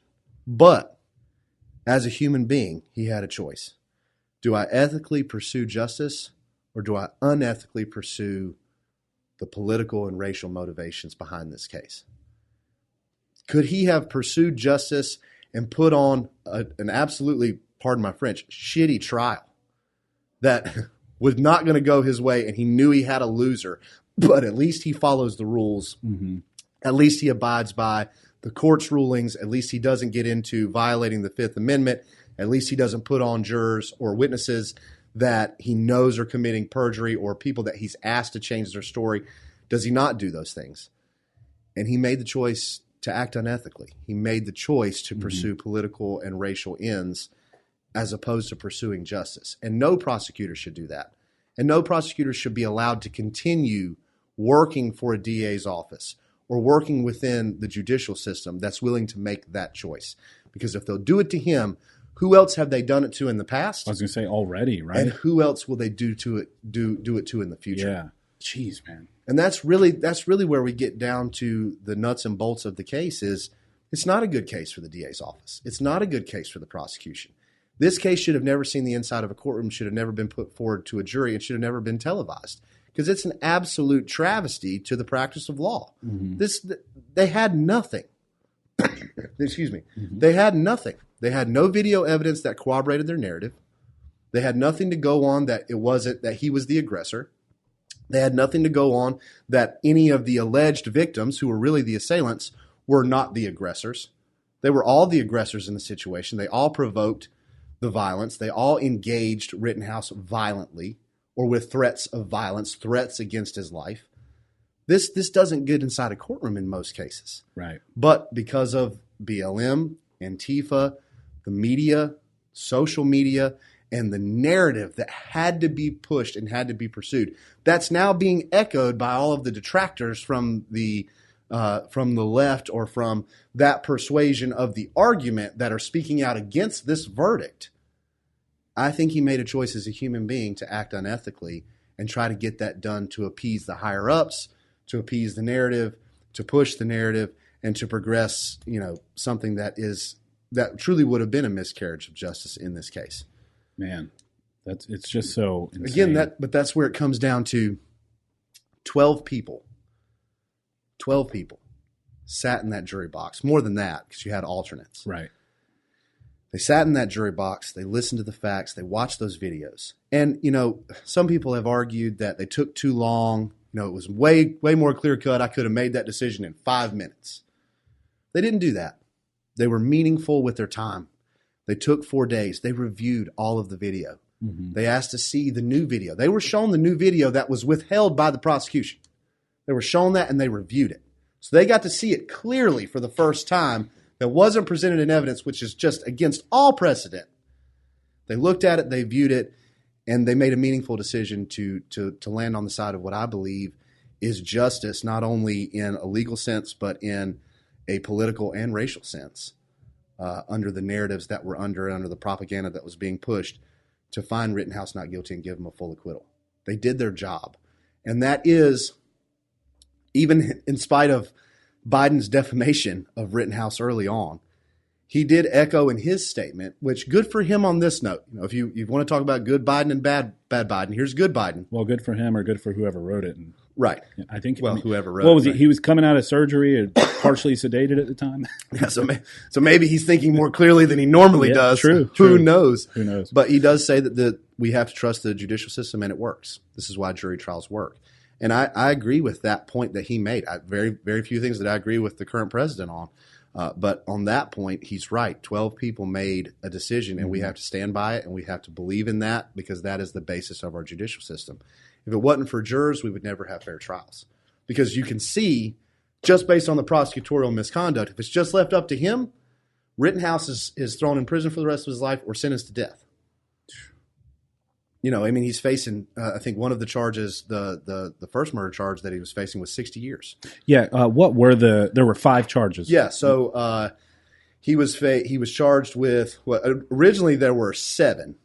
The first 2 or the last 2 that were dismissed was possession of a dangerous weapon by a person under 18 under Wisconsin law that got thrown out. If it's a long gun, if they're between 16 and 18, they can. Yep. And then there was also failure to comply with an emergency order from the state or local government.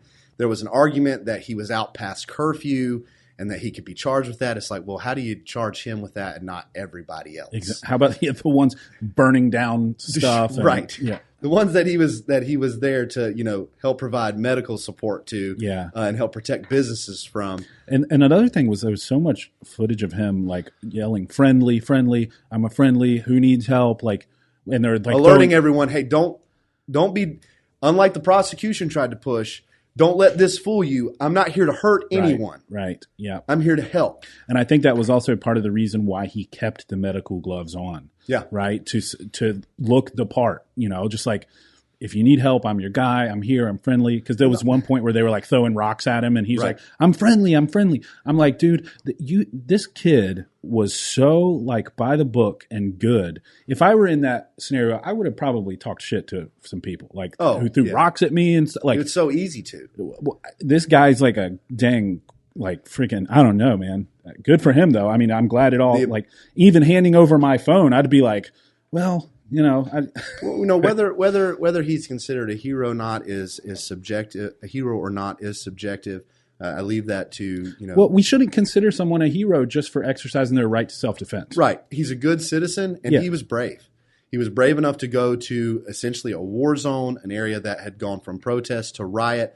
Provide support to the community and provide support for the people that are there that he disagreed with. Mm-hmm. That's a big thing. Is he proved how big of a person he was willing to be, not only by going into that area to provide support to the community, but also by saying, hey, listen, I'm certified. I was a lifeguard. I know CPR. I'm being trained as an EMT. I'm in nursing school. I'd like to provide medical assistance for people that, hey, I don't agree with why you're here and why you're doing what you're doing, but if I can be of assistance to the people here when the government is failing to assist anybody, then I'm willing to do that. So based on his intention to do that, he was charged with first-degree reckless homicide, use of a dangerous weapon, first-degree recklessly endangering safety, use of a dangerous weapon, first-degree recklessly endangering safety, use of a dangerous weapon. Count 4 was first-degree intentional homicide, use of a dangerous weapon. And count 5 was attempted first-degree intentional homicide for use of a dangerous weapon. And that would have been gross Kreutz. Gross Kreutz, yep. I want to ask you this, and it might be a difficult question to answer, but I like kind of looking at things from different angles. Is there anything the prosecution did a good job of?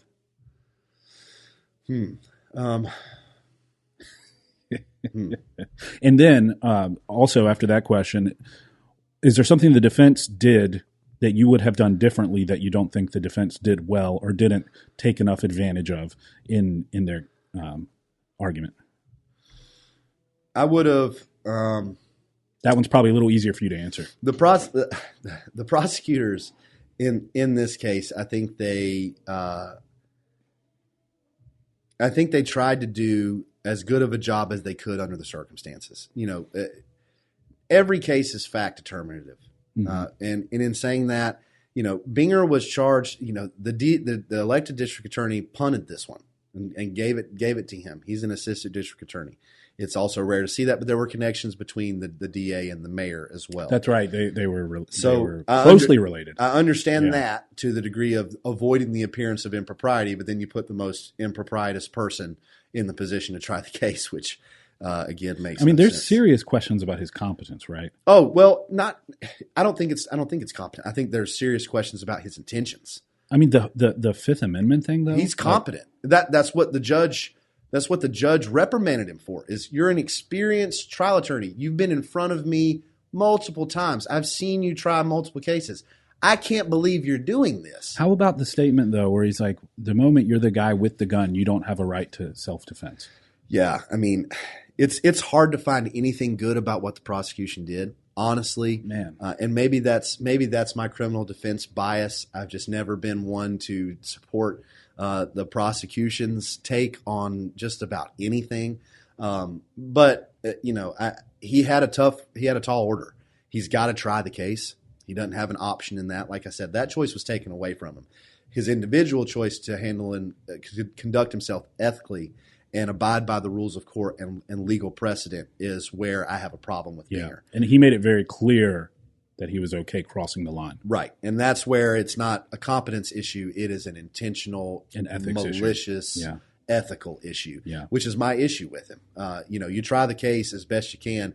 We've tried cases where the gun was planted is the argument. We're basing that on 6 seconds of camera footage that pans away, and when it pans back, now the gun is present. But we didn't bash any officers in the process. We didn't try to pinpoint any individual for planting it. We just said they can't prove that it was in his pants because at the moment they pull it from his pants, you can't see that.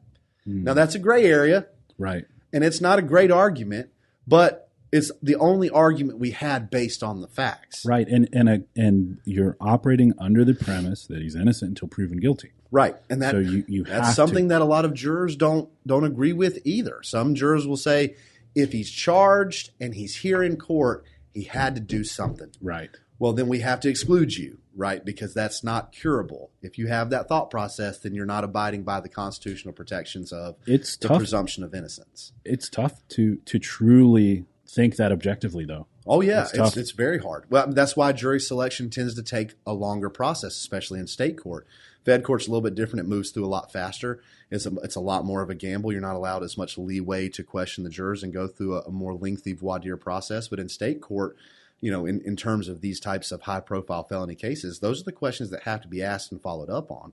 Because if you have issue with whether the defendant testifies or not, or whether he talked to police or not, or you have issues with whether you can presume him to be innocent until the state proves to you beyond a reasonable doubt that he's guilty, then it might not be the case for you. Right. It might not be something that you should be involved in. So what's something the defense didn't do as great as you thought they could have? I mean, I think they could have reamed Binger out a lot more. I think they could have, been a little more vehement on the mistrial arguments.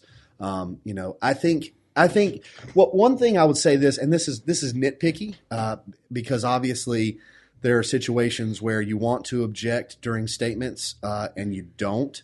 If he's making just a poor argument and a poor case, which I think they believed he was doing and he wasn't effective in any way, maybe you don't object as much. But when you talk about the statement that Binger made during his closing argument about that was preposterous. Bringing a gun doesn't avail you to use to rely on self-defense, I would have objected immediately. That is not the law. That is a misrepresentation of the law. That is an attempt to, again, persuade the jury to make a decision on facts and evidence, one, that were not presented, and two, are not legally supportable by any laws on the books anywhere in any state at any time. Are you allowed to object during closing? Oh, yeah. Okay. Oh, yeah. I wasn't sure about that because when that happened, I was like, well, he must not be objecting because the other thing I would have objected to in his closing argument is he called Grosskreutz to the stand.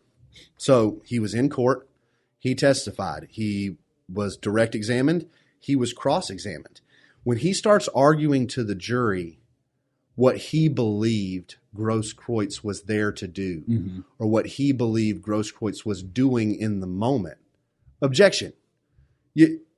Your opinion and what you believe is irrelevant. Right. He was a witness. He testified. The jury heard his testimony. He was cross-examined. That is what they're to rely on, not your belief after he testifies, after his credibility is shaken, after he's given his statement. You rely on his statement, and that's all you get to rely on. Yeah. You don't get to say, well, I know he didn't say this, but I think in his mind this is what he was really doing. That just screams objection. That screams desperation, though. Yeah, well, yeah, sure. Yeah. So I think, I think on the mistrial issue with the judge, I think on maybe some of the objections during closing argument when the prosecutor is just desperately grasping whatever straw possible to try to make a case. I think maybe both the judge and the defense attorney were wiser than I would be in that situation to say, just let it ride because he's showing his hand. They really exemplified some components of the art of war. Yes. If your enemy's defeating himself. Right. So keep going, brother. Keep pushing that sword all the way through till you get all the way through it. So. Man, there's so many things though that I keep thinking of that like we haven't even touched on with this trial. It's insane. I mean, one is when Binger points the weapon at the jury with his finger on the trigger, breaks all gun safety rules. Like that was insane. There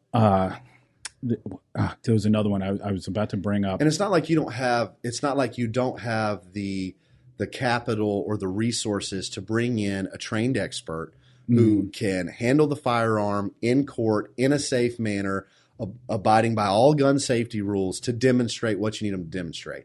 He's trying to make a show. Yeah. And to a certain extent, I understand that's part of the craft. Part of the art of a trial attorney is to give a persuasive argument. It's your opportunity to speak to the jury and make your point. But not by potentially endangering their lives. Right. It's like Jesus, man. On the tail of Alec Baldwin. Right. Come on, man. Which the other thing, that case is getting a little hairy too. It is. I talked about that on a recent episode. There's this suit against him now from the script supervisor, and because allegedly he wasn't supposed to be firing any firearms. The scene didn't even call for it. Right. But anyway, the other thing I was going to bring up with Binger is, they had this still taken from the video, and it was incredibly pixelated and fuzzy, and it was supposed to show Rittenhouse shouldering his weapon and pointing it at what's his face, the first assailant, Rosenbaum, and it was ridiculous. It looked like a Picasso, like you couldn't tell anything that was going on, and then it turned out and I think Crowder covered this in some of his stuff. The software that they used to magnify the image or whatever even says in the manual that you should not use this for evidence in the court of law. Right. Because it does alter the image. It obscures it. And they were aware of that and still tried to use it. Still did it. So it's another count of prosecutorial misconduct. It's just incredible. The things I keep thinking of different things that were just egregious. I think there was another part of the video where one of the bystanders who's videoing him after the Rosenbaum shooting, when Rittenhouse is going to get law enforcement, where he says that he shot someone. The prosecutor, Binger, was trying to say that he lied in that moment to the person that was doing the video and saying like he wasn't the shooter, and you can't really hear anything. And Binger's argument was, I believe I heard one word, and I believe the word was not. And it's like, again, objection. I don't care what he believes. Right. It's what the jury can hear, and there's nothing that you can really hear in that audio clip that substantiates what he's saying. Man. So what a shit show. I mean, it was 100%. It was like I've said to multiple people in the profession, colleagues, friends, and just people that I've had the conversation with. I've never been more upset. I mean, I went through law school. I took the bar exam. I've tried cases. I've tried murder cases, and we've had some success in that arena. I've just never seen someone so willing to disregard rules of ethics, constitutional protections, and just court rules, judge rules, rulings that were made, and just do everything in their power. It appears to me that he was trying to get the case declared a mistrial. Mm-hmm. I mean, a lot of people were hypothesizing that. There's an argument to be made that in all of these, and perhaps that's why the judge gave so much grace too, because he's like, well, he's clearly trying to get me to throw this out, but we're going to see this thing through. Yeah, I mean, you brought it. Right. Your office brought it, so you're going to have to try it. Yeah. And I think there may be an argument for that for the judge's rationale is, hey, you brought this shit show into my courtroom. You brought it in front of these 12 people. You're going to have to make your case. You made your bed. You don't get to just break all these rules and violate the Constitution, do everything else, and me just toss it out. You're going to have to stand on the merit of your work product, which to me, again, if that's the case, Judge Schroeder's playing some next level 4D chess as a judge, and he would definitely be someone I would have respect in being in front of. Do you think that it was one thing that not to just kick a dead horse? I feel like Binger, we could just talk about what he did wrong all day. But another thing, that's what I was most excited to come here and do. Just kick I'm sure as a defense attorney, another thing that a lot of people were saying, were essentially laughing at legal professionals and stuff that I was following online when he was trying to depict Rosenbaum as a good person, and he was like, sure, he lit some things on fire. Yeah. Sure, he did this sure, he was yelling the N-word. It's like, dude, you're just enumerating every horrible thing about this guy on the night. Every reason the jury would need not to be sympathetic towards this alleged victim. You gave him every reason. Yeah. Because the guy that you're trying to convict, you got him cleaning up graffiti, giving medical support to people that are hurt that he doesn't agree with. He's trying to find law enforcement, let them know what's going on. He's exercising good trigger control and good gun control. He's exercising gun safety. He's trying not to use it at every single turn, but he has to and he's forced to.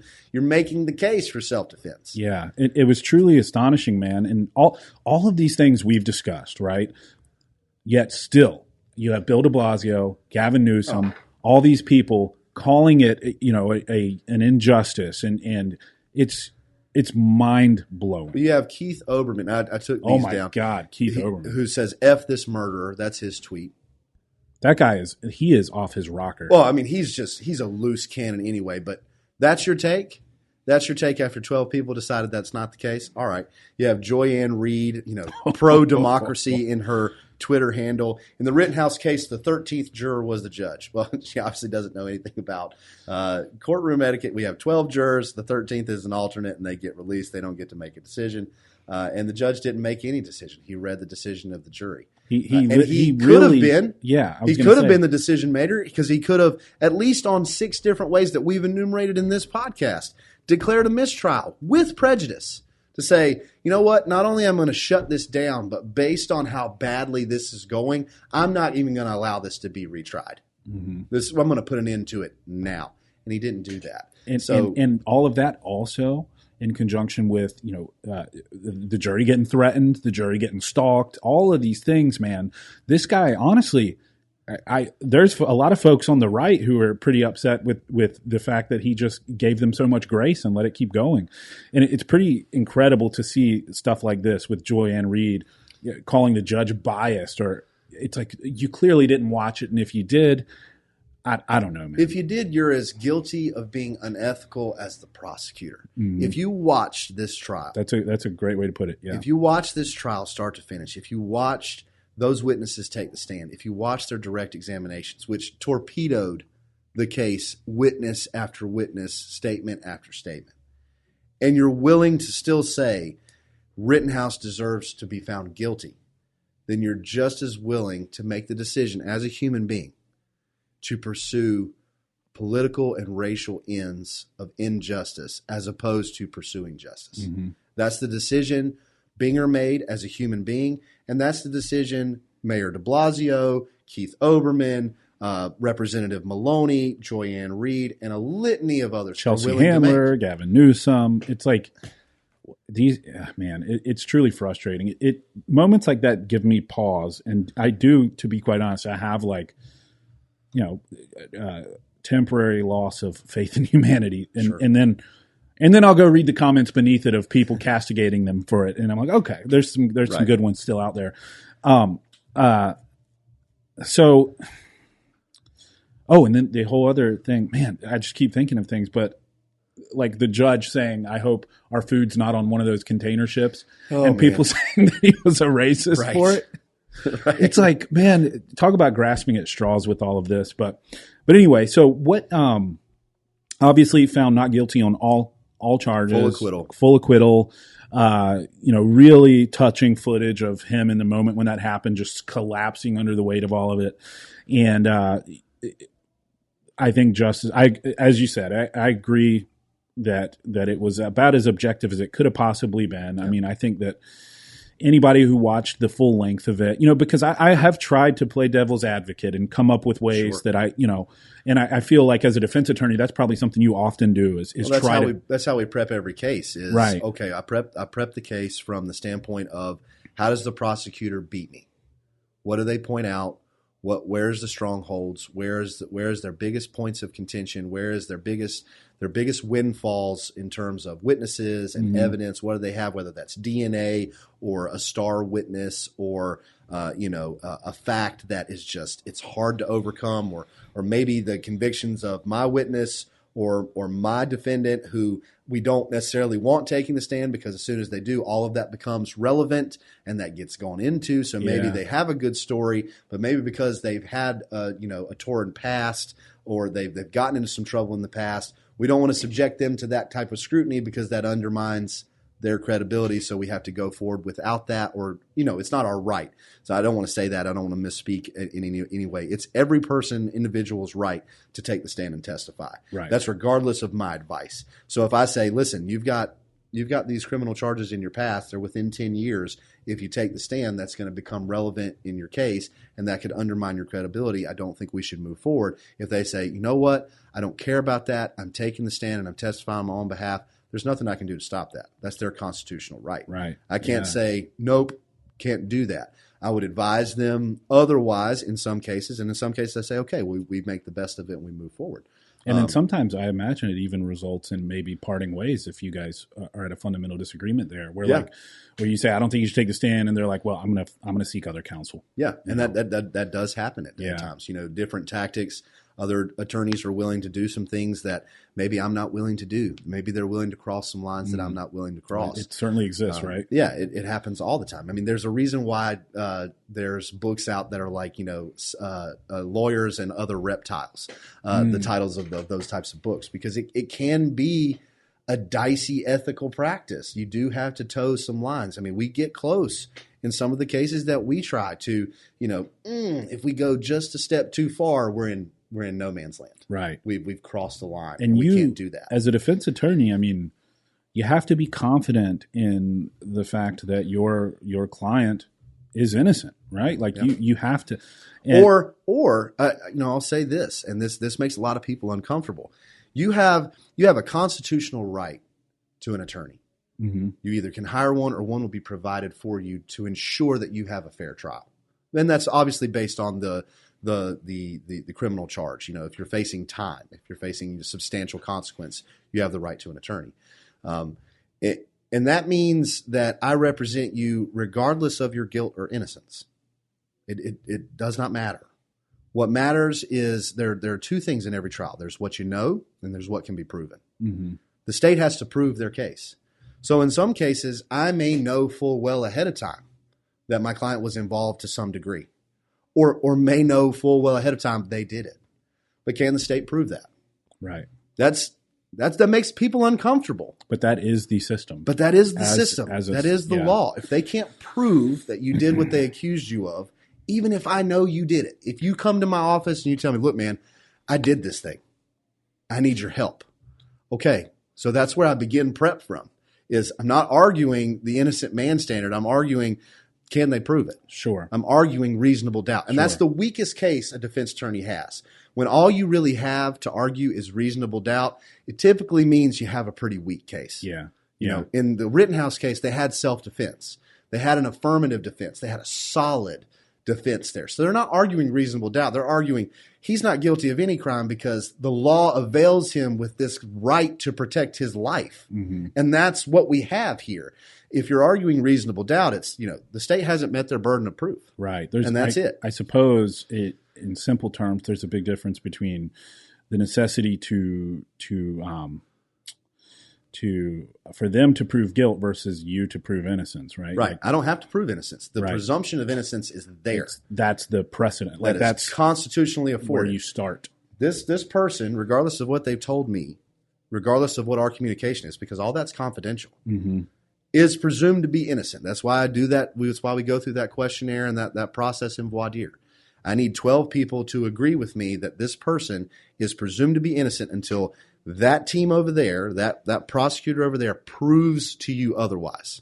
Now, if they can't do that beyond a reasonable doubt, they can't, like again, in North Carolina law, they can't fully satisfy you or entirely convince you of their guilt, then you have to uphold that innocence and you have to find that person not guilty. By default. That's how the system works. Yeah. You have to bring credible, veracious evidence into court that proves someone's guilt beyond a reasonable doubt. So whether they did it or not is not necessarily relevant to a court case. It is, but it isn't. Right. I understand what you're saying. Yeah. What do you think moving forward? Like what effect on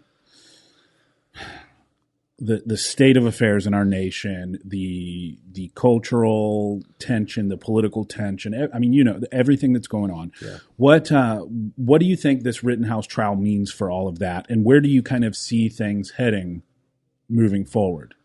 I think what this jury did in deliberating the way they did, in reviewing the evidence, in making the most meaningful decision that they could make, and finding him not guilty in full acquittal, it still means that this country, to an extent necessary, has seen now that there are justifiable uses of self-defense. Mm-hmm. So while there are certain arguments on the other side of the narrative that this is emboldening people to carry firearms and emboldening people to shoot people and go to protests and commit acts of violence, not true. That's not what this case shows. That's again, another narrative.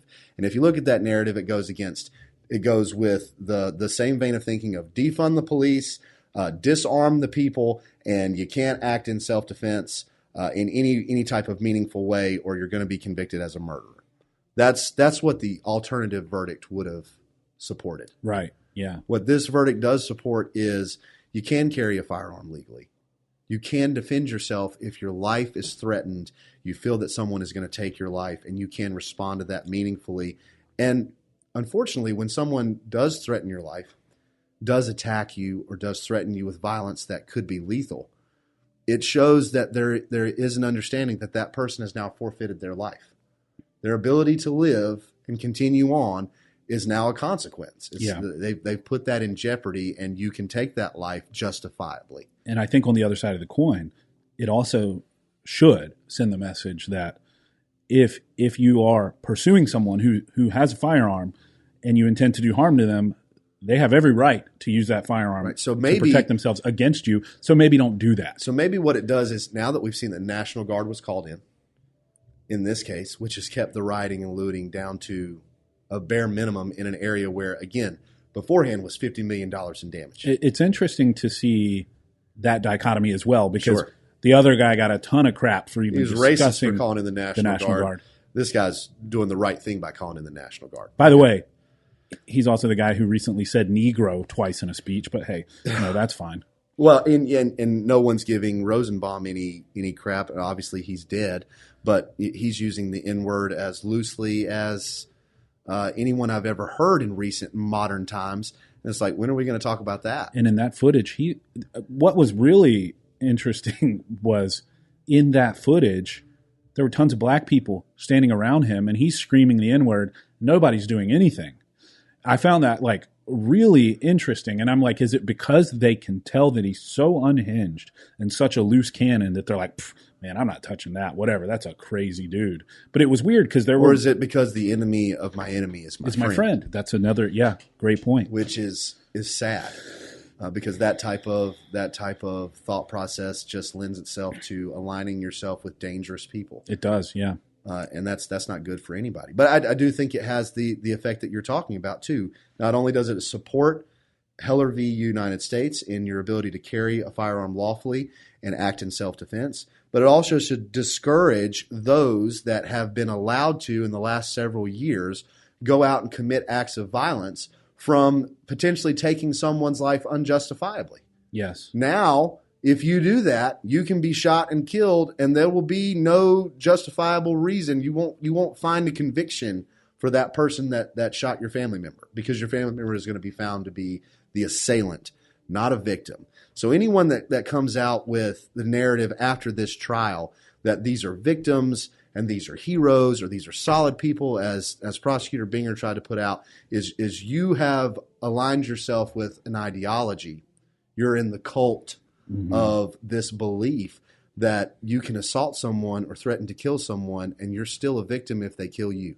That's not the way it works. They've essentially, really kind of sacrificed their humanity in the name of ideology. They're just, because when we just look at this as humans, man, it's just to me, it's so clear. Right. Right. And I think that, I agree with everything you've just said in terms of the tone it sets moving forward. I think that I do get a little discouraged when I see this relentless push from the corporate media still to the contrary, and still pushing this narrative. And, I had a girl message me because I had posted some things about the trial on my Instagram story, and pretty, I think, typical sort of situation. She's like, I haven't been following this at all. What happened with this? I'm hearing all kinds of crazy stuff. And I explained to her everything that happened as I've seen it, watching the trial tentatively. Right.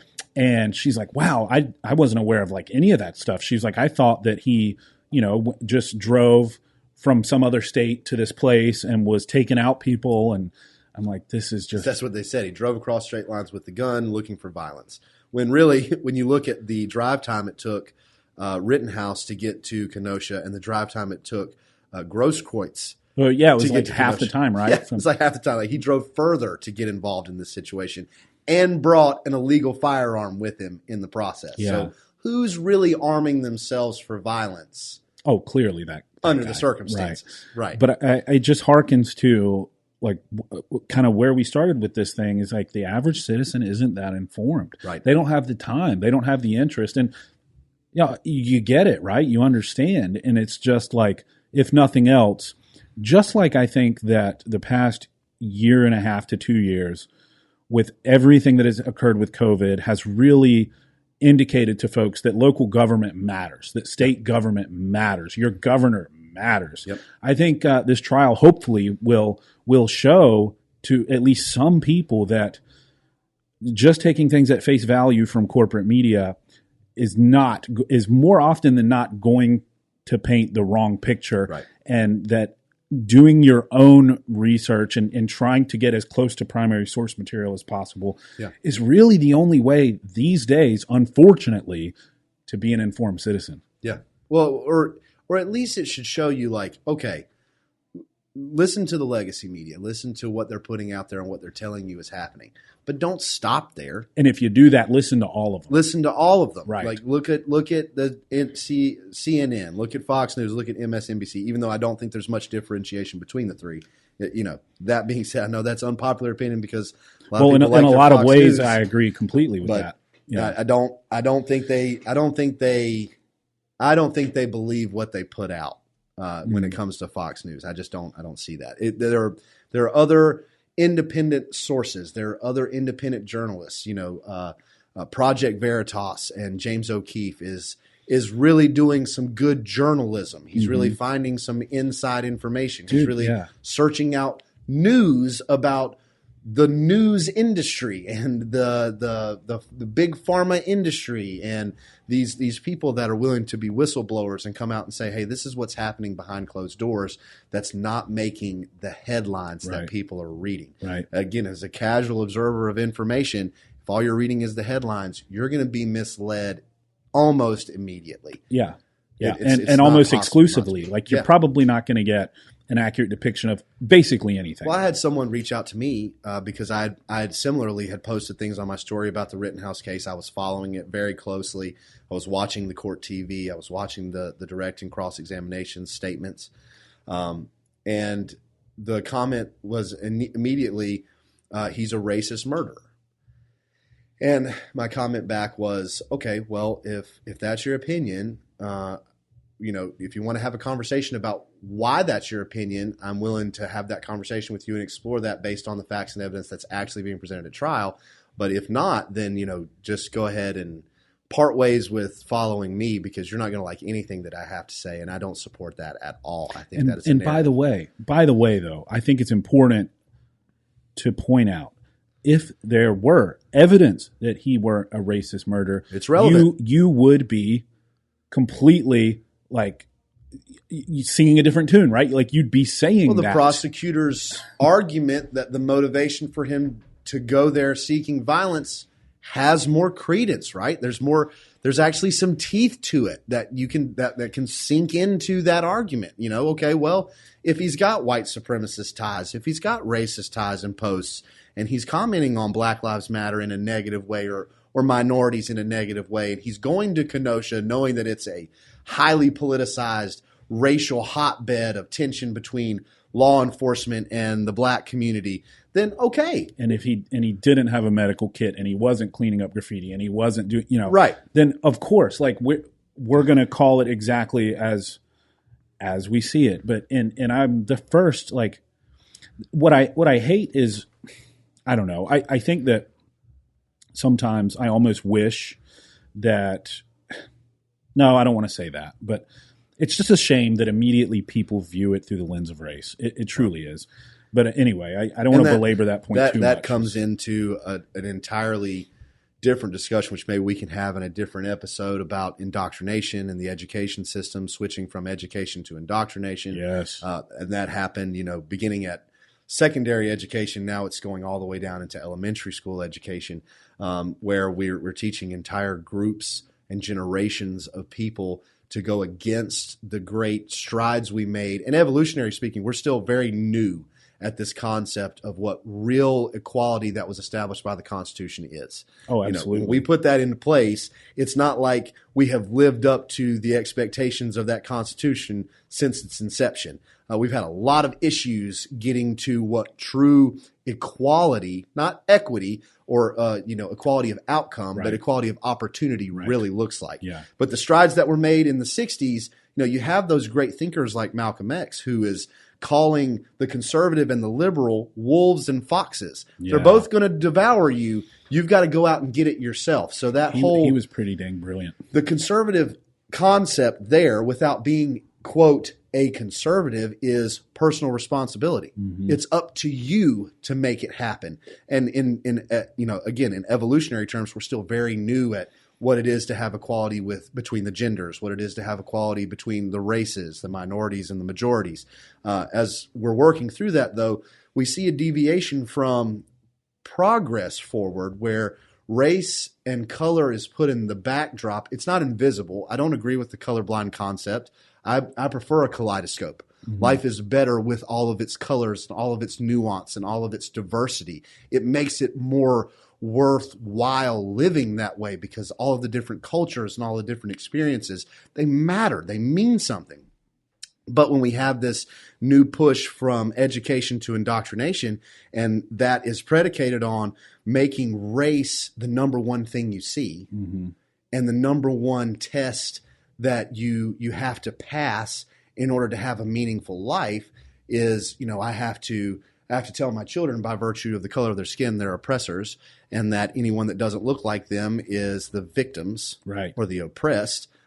We have a problem. Well, mine's even more intricate because I guess I have to tell my daughter that I'm an oppressor. Her mom is oppressed, and she's half and half. So I don't know where she falls. I guess just pick a side. Yeah, it's so preposterous when you start deconstructing some of these arguments. But that is a conversation definitely for a whole nother podcast that we should absolutely have. Well, man, I mean, we've been jamming for a while on this. I know that we had mentioned potentially bringing up the Aubrey case. I think, and if I can make that point, I'll make it absolutely. Really quickly. Is we need to have consistency here. Yes. When it comes to the judicial system, what we have is a case that was decided on the merits of self-defense.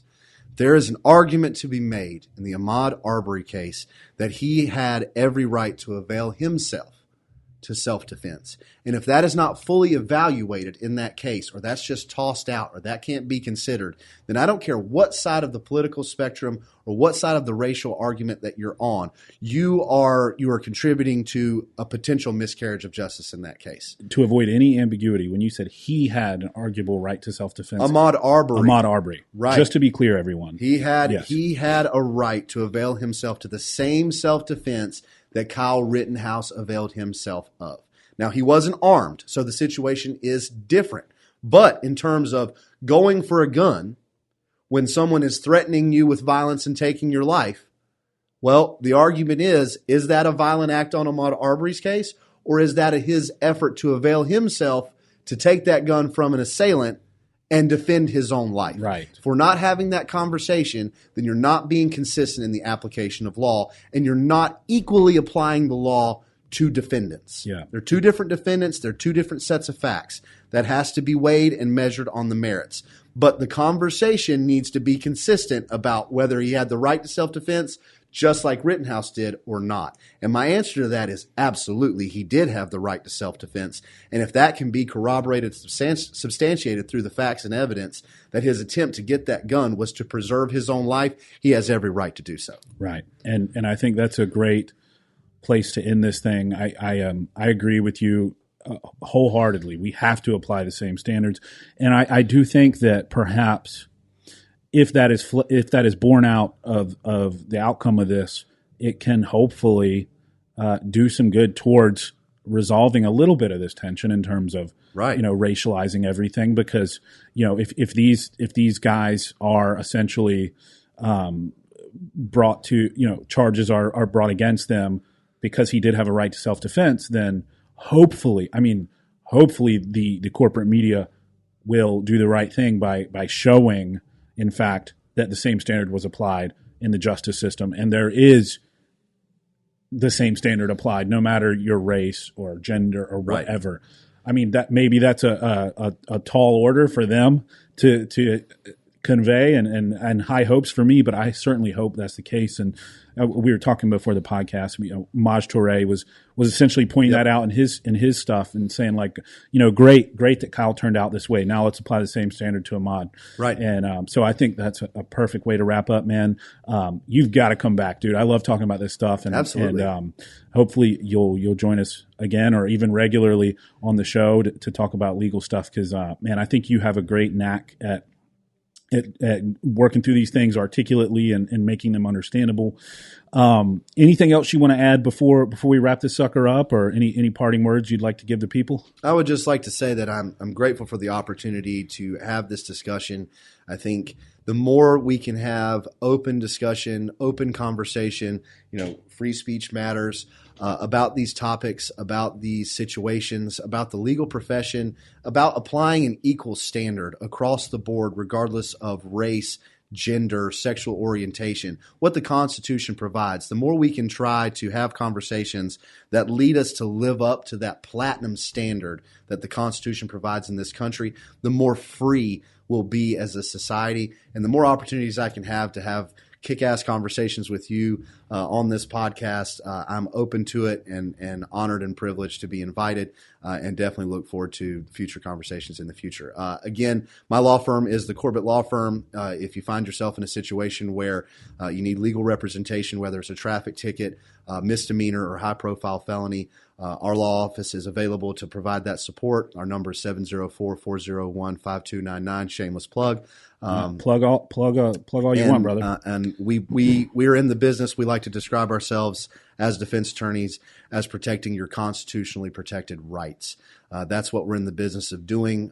Innocent or guilty, you have a constitutional right for representation and a fair trial, and that's what we try to provide to each and every one of our clients. And that service is available to anyone that deems it necessary to seek after it and find the need for it. And we'd love to help you out in any type of situation that you might find yourself in. Right on, brother. And I will link in the description. I'll link to the law firm's website for. I'm assuming you guys have a website. Yeah, www.cmlaw.com, charlottemecklenburglaw.com. Our offices are based out of Charlotte, North Carolina, but we service all of North Carolina. We've gone as far out as New Bern on the coast to try a case out there, and as far out as Boone in the mountains to try cases out there. So we service all of North Carolina. And you personally, social media, folks can find you? Yeah, it's ____ not guilty. ____. That's my Instagram. My Facebook is Joshua Joshua Kellough Kello. And then we have the Corbett Law Firm PLLC Facebook page as well. Right on. Well, Josh Kellough, thanks so much, brother. I appreciate it. And until next time, everybody, keep your minds free.